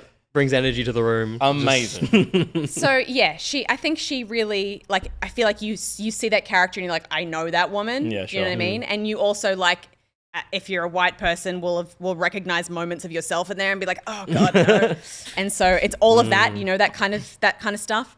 And then I think Eddie Murphy, probably not at his best. He's probably the biggest stereotype. He's playing like very angry, kind of stern black man who really wants his family to kind of sort of stay in their area and not be like, I guess, kind of claim their sort of power and moment and and sort of not have any kind of like outside interference with that. So so then it becomes a lot of like dad kind of making Jonah Hill's life hell for the sake of it, sort of comedy stuff. But that's where I feel like it's trying to balance between like typical comedy scenarios and make it relatable for an audience. I think it was a really tough job, and I think they tackled it as well as they could. I only just found out about the CGI kiss today. Cheddar Bane talking about it. There's a kiss between Jonah Hill and the actress in the film that apparently didn't happen. They just put their faces together and then they CGI'd it. Likely during lockdown. I think a lot of people are just wildly speculating. I have it. Yeah, It's got to be COVID. I can't think of any other reason. Yeah, totally. That would be the case. Yeah, here we go. Which I reckon, in context, in the film, it passes you by, but. I definitely didn't. They put some petals. Strategically placed petals. There you go. Yeah. But that was totally it. It's definitely a frame by frame. You see the noses, the noses pass through each other. Yeah, there's a little bit of that, but so weird. And funny. Spoilers: they kiss at the end. The marriage happens. Oh no! They stay together. Shit. But social media already ruined that for me, so Twitch is now ruining it for you. But yeah, I thought it was really good. I thought it was really interesting. Yeah, and somebody else mentioned Jonah Hill's therapist show. That weird, but cool as a concept. That's so much. I think it's called Stutz. Yeah. So worth watching as well. Like the premise of it is he's like, I have recently got a lot out of therapy and it's really, really helped me, but I know that therapy is not accessible to a lot of people. And I also feel like my therapist is amazing. He's got a very unusually close relationship with his therapist. So he kind of interviews him and is like, how do we package your tools in a way that would help more people? And what are some of the tools that can you go through some of the tools that you use with me to kind of help me get through some of the stuff that has really changed my life? And then it becomes it kind of takes a right turn halfway through where Jonah Hill is honestly like, No spoilers. I want to watch that. okay. And it feels like an appropriate place to throw There's a to little William. Yeah. Yes, sorry, yes. William, yeah. Someone has to talk about it, of course. Shrinking on Apple TV is a wonderful show. I get it. Shrinking as well. I just clicked that. Oh, hey! I wondered why you had an Ant-Man helmet.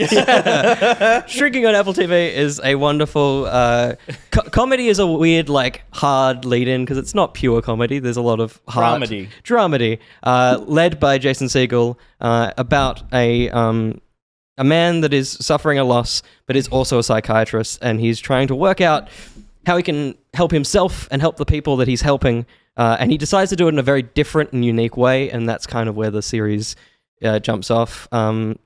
It's just delightful.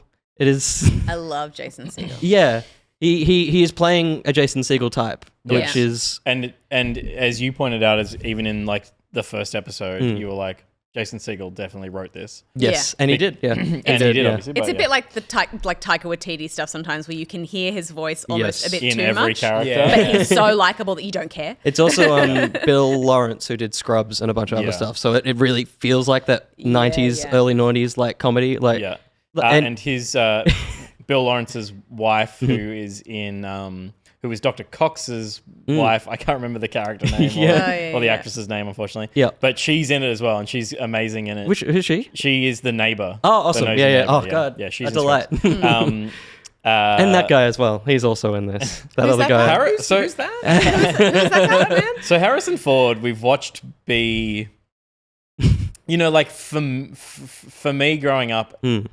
adoring him, idolizing him as a white boy with brown features. He was like he's the guy. Solo, man. Yeah. So watching him kind of become more and more disgruntled with age and less interested in, I guess, like, it's always frustrating to watch, no matter who it is, someone in that position of privilege be just like in a shitty mood. Yeah. You're like, you got fucking everything you could ever want. Like, come on. Yeah, but then to take his life experience and then put it into a very well-written character. Yeah. It's like, it's just, he's just not about performative small talk. No. And you forgive it for his age because you're like, oh, he's over it. Yeah. But like, here it just seems. If it was true that Harrison Ford just wants to be left alone and fly his planes, he would stop saying yes to roles, which include you have to do the press junket. And he was actually great on the press junket for Blade Runner. And that's where I started to see him come back to life a bit. Because he hated Star Wars. Well, I didn't think he hated Star Wars. He just hated being like a he hates the machine. He hated being a meme. He did a great interview with, I think, Hollywood Reporter, and they asked him about, like, you don't seem to enjoy this thing. And I think his line was literally, I'm just abhorrent to boring situations. He just full stopped. I just find this a bit shit. So there's that famous great clip where somebody's just like, who shot first? And he's like, I don't care. It's like you can see it like brimming inside him, the hatred. He's like, but the point being that he's got good writing in this show, and he's putting in effort. Yeah, like you can feel see it, the energy in his performance where he is, because he is like, the character is grumpy old man. Yeah, but if he was just being a grumpy old man, it wouldn't work. It'd be he's putting like he's there's nuance in his performance that is and comedy in his performance that takes more energy than even being Deckard again in Blade Runner, where he just needed to be stoic. Yeah, so it's really nice. To grumpy see. Old man is a front for like nuanced gooey center that you get to see as well. It's and at the same time, because being Harrison Ford on the poster, it could easily be the Harrison Ford show stuff, but it's like he is just a cog in a perfect machine. It's like it's not real. Like That's good. he doesn't distract from it. It's not like oh cool, Harrison Ford's on. It's like He's actually way more in it than I thought he would be. Totally. I was Yeah, like, yeah. he's going to be like, he does a shoot day, an he sits episode, in that seat, or every two He's always episodes there, they pick up his bits, and then but he's in Totally. coverage. Yeah. like he's there. He's part of it. Yeah. It feels really nice. Likewise, I feel like Harrison Ford would have been drawn to this project because he really liked the role. You know what I mean? Because he kind of comes out for like the big budget franchisey stuff so that he doesn't have to work that often. Yeah. That's kind of his thing at the moment. But to say yes to something like this, he must have really, really liked it, I think. Totally, yeah. And it's and alongside 1923, which is also pretty good. I wouldn't say it in this segment, but it's it's all right. And so it feels like we might be getting some Harrison Ford, like very specific role picks. Yeah, which yeah. is really exciting. So Yeah. great show though. Available on a thing that is on a third on the screen. It sure was. I forget we're watching. You forget we were watching that. What we were watching it on. There it is. It was Apple TV. Apple Oh, yeah, TV. got it, yeah. But Peter, Yeah. bring us home.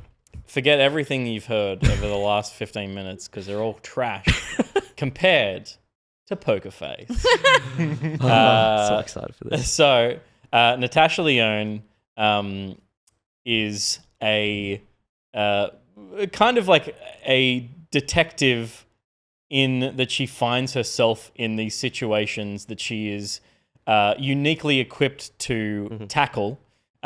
She is not a trained detective, but she has the whole kind of hook of the show is that this woman who is just kind of like a vagabond, lives a vagabond kind of existence in America, has the uncanny ability to be able to tell when someone is lying or not, 100% of the time. Okay. Cool.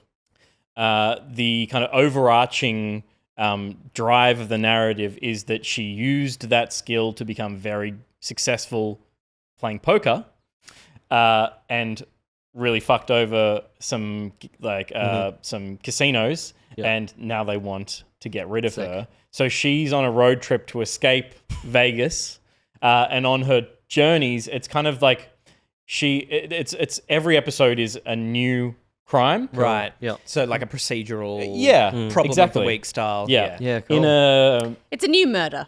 new murder, Yeah. in a like a Matlocky kind of like, Yeah. or a Yeah. MacGyver-y kind of. Yeah. How does this character relate to all these new characters that we've just met? Yeah.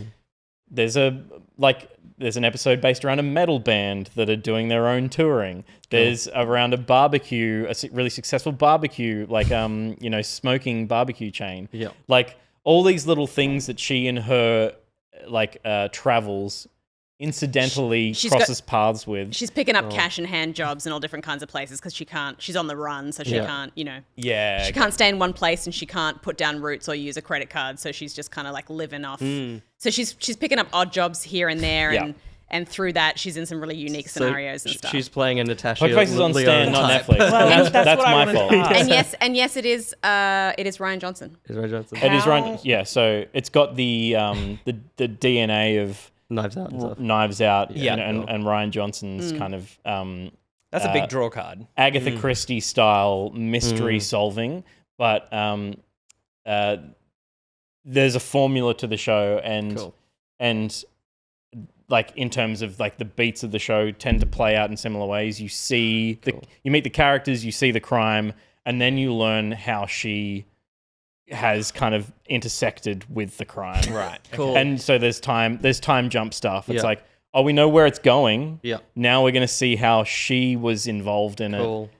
That's cool. I miss shows that have the rhythm like that. Like we've talked, all the shows in film that we talked about have such a linear, like we're getting to True. the point. Yeah. So that sounds really nice to be able to fall into a kind of expectation for the. This is, I believe, 9 episodes the first season. Cool. And has already been greenlit for a second. Ryan Johnson. What number was the episode we just watched? I think we're at 6. Because I feel like But there's 7 and 8 already. the interesting thing is that it's not a whodunit in that you know who did it pretty much from the first quarter of the episode. yeah, cool. It's just the joy is kind of finding out why and going on the journey with how she pieced it together. Sure. And it wouldn't work if, like, the things that make it work on Natasha Lyonne is such an interesting on-screen presence. That's what I wanted to ask. Yeah. How Natasha Lyonne is Natasha She's Lyonne peak in this Natasha show? Lyonne. She's peak Natasha Lyonne. No, I don't think she is peak. Oh, okay. I would say Because peak. I would say she's very. I don't dislike it, by the way. Yeah.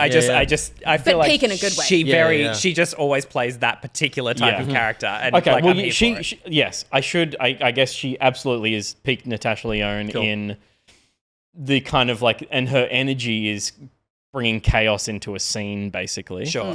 But the way that she is used by the format of the show means that it's not exhausting. Okay. Which I find that it can be. I think it's my favorite Natasha setting for Natasha Lyonne to exist in. Yeah. That's good. Yeah. To date. Yeah, cool. But I would say that like episode 6 is probably, I'm at the point now where I'm like, I'm not sure how much longer I can, just because of the fact that I'm not wondering who did it. Yeah. And I've enjoyed that because the stories have been so interesting up until this point and they're so unique. But I'm now at a point where I'm like, I'm not sure how many more episodes of that I could handle. I would like the overarching story to progress a bit now. But if I know that it dips into the stories because there's always the point that she is trying to escape it. But like any procedural. Like any procedural, yeah. But yeah, like it maybe is due for a story episode. A story episode. It feels that way to me now. So I'll be interested to see how the final 3 episodes. Well, there's 10 apparently. 10 so final 4 episodes play out. And it has been greenlit for a second season. Cool. Ryan Johnson has said, I'll keep making it as long as they let me. Yeah. That's what he says about everything. That is what he says about everything. But like it even more than, well, I don't know that even more than Knives Out because I think that character has legs as well. Yeah. Because it's just about putting an interesting character in interesting situations and the ensemble casting. Yeah. And he obviously got more money to get a really impressive ensemble for his feature films. But this show, every episode, you're Adrian like, oh my Brody and God, stuff. I can't believe this person's in it. You know what it feels like? cool. You know when you play an RPG and the side quests are better than the main story and you just fucking love them all? Yeah. That's what this feels like. Every side cool. quest, you meet all these cool people and you learn things about them and there's a bit of a mystery to it. That's what this kind of feels like, and it's so good in that way. Yeah. Cool. Yeah, it is the side quest. And not that I like interconnected universes at all, but how soon do you reckon the paths of Daniel Craig and Natasha Lyonne are going to cross? They both exist on a timeline that is current. Yeah. So it's absolutely anything on the is possible. cards. It's absolutely on But the they cards. absolutely can't afford him. That's She true. was in Glass Onion, and right? she could have been as playing Natasha Lyonne. She could have been playing her character, though. She could have been having a pseudonym or something. yeah. She's on a Zoom call with Angela Lansbury. Oh, that's right. Yeah. Playing Among Us. Yeah. What a wild thing. Yeah, awesome. That makes a lot more sense now. Yeah, weird cameo otherwise. Yeah. Yeah, awesome. Yeah. That's everything we've been watching. Wait, did we all do it? Yeah. Yeah. Oh, it's over. Okay. What a perfect. That is definitely not Pocket Watch. It's called On Other Screens. Cool segment. Cool segment. I enjoyed that. I can't wait for those screens to be empty next time. Just blank screens. What if Yeah. What? Yeah? it had... Nah, you can't put shows in it. Yeah, I was going to say it could be. We'll get copyright We could strikes. we could make Stephanie's film. Or if we make your movie, we could put that in We there. could put that in there. Say, every week, a new... Well, But every it time we do should the segment, be- a new scene from the film plays out. but it's shot like the different eras of the television. So it's like Oh, it's a okay. single idea, but we shoot it in 3 different ways on the screens. Easy done. We could just put the ads that we shoot in there. Yeah. We'd be robbing Reese of that right. He's put those ads on the TV. Yep. That's it. Credits? Yeah. We're at the end of the show. We have the credit read. Oh. We have a guest in the studio. You're going to make me do the credit read, aren't you? Why would we do that? You just have a beautiful voice. Such a beautiful voice. A beautiful reading voice. to make me read the credits as Toad? What's happening? I wouldn't make you do think anything. The audience would be really disappointed if you didn't read the credits as Toad. God. Yeah. So it's up to you whether you want to disappoint the audience. Wow. Yeah. Or not. Wow. Wow. I'm not going to force you to do it. No. Like, no one but here I is saying will you have to. It's force just... you out of the studio if you don't do the Toad voice. Sure. This is why I've got the water. Yes. Okay.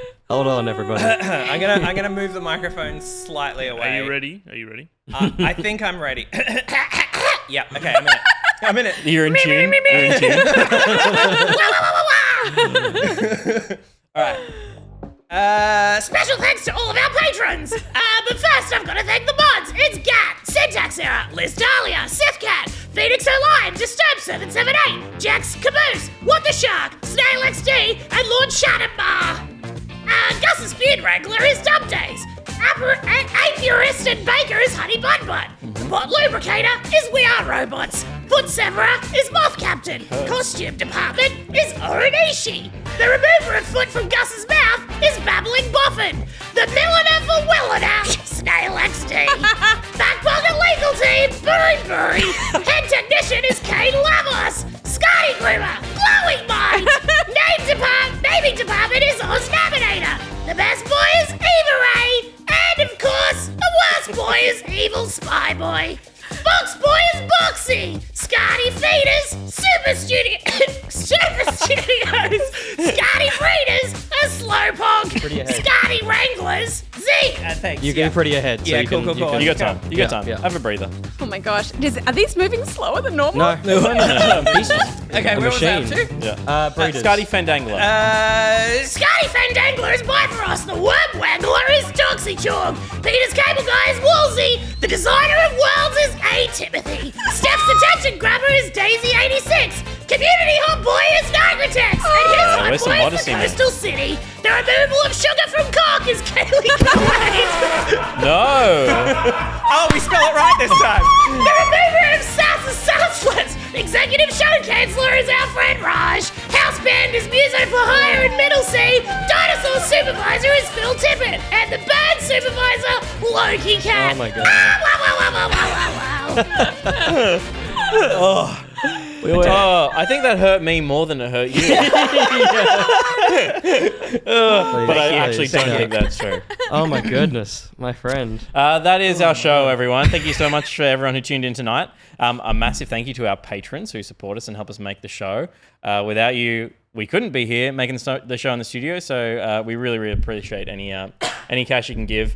And if you want to become a patron or support Back Pocket, head to backpocket.gg for all of our links.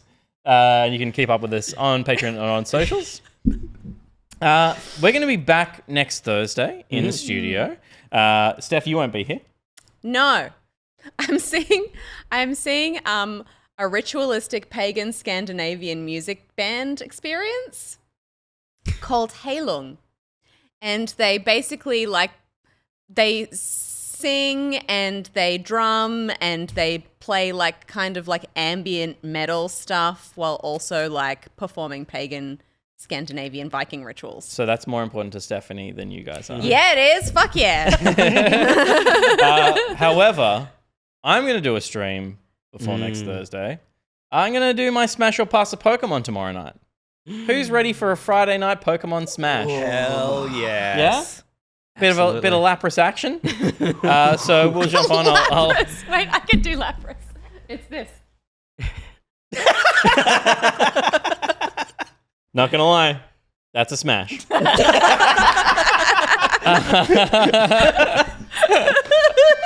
We got the post show coming up, Steph. Yes, we got the post show. Please stick around for the post show.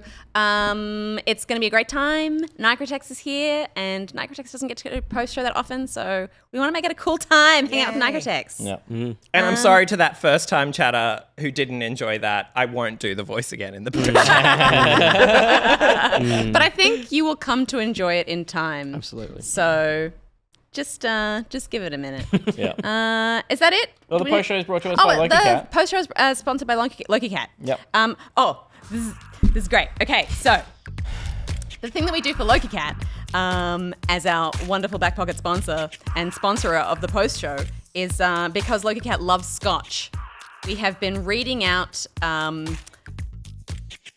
description of Loki Cat in the style of wanky Scotch tasting notes. Mm-hmm. And I get to read this week's Loki Cat tasting note. So, on the palate, Loki Cat is light citrus and fried banana. Griffin's original malt biscuits, butterscotch, and lightly spiced bread and butter pudding, topped with a spoonful of creamed honey. Match him with grilled crayfish with garlic and coriander, followed by lemon meringue pie for dessert. Lovely. I would match him with a grilled crayfish for sure. Would you? Yeah. I think like as sexual partners though. Oh. Who I would match him with. Right, okay. Yeah. A grilled Like a Tinder crayfish. thing. Yeah. He would be swiping whatever way you swipe for yes on the grilled crayfish. I'm not. I mean, Loki Cat sounds delicious.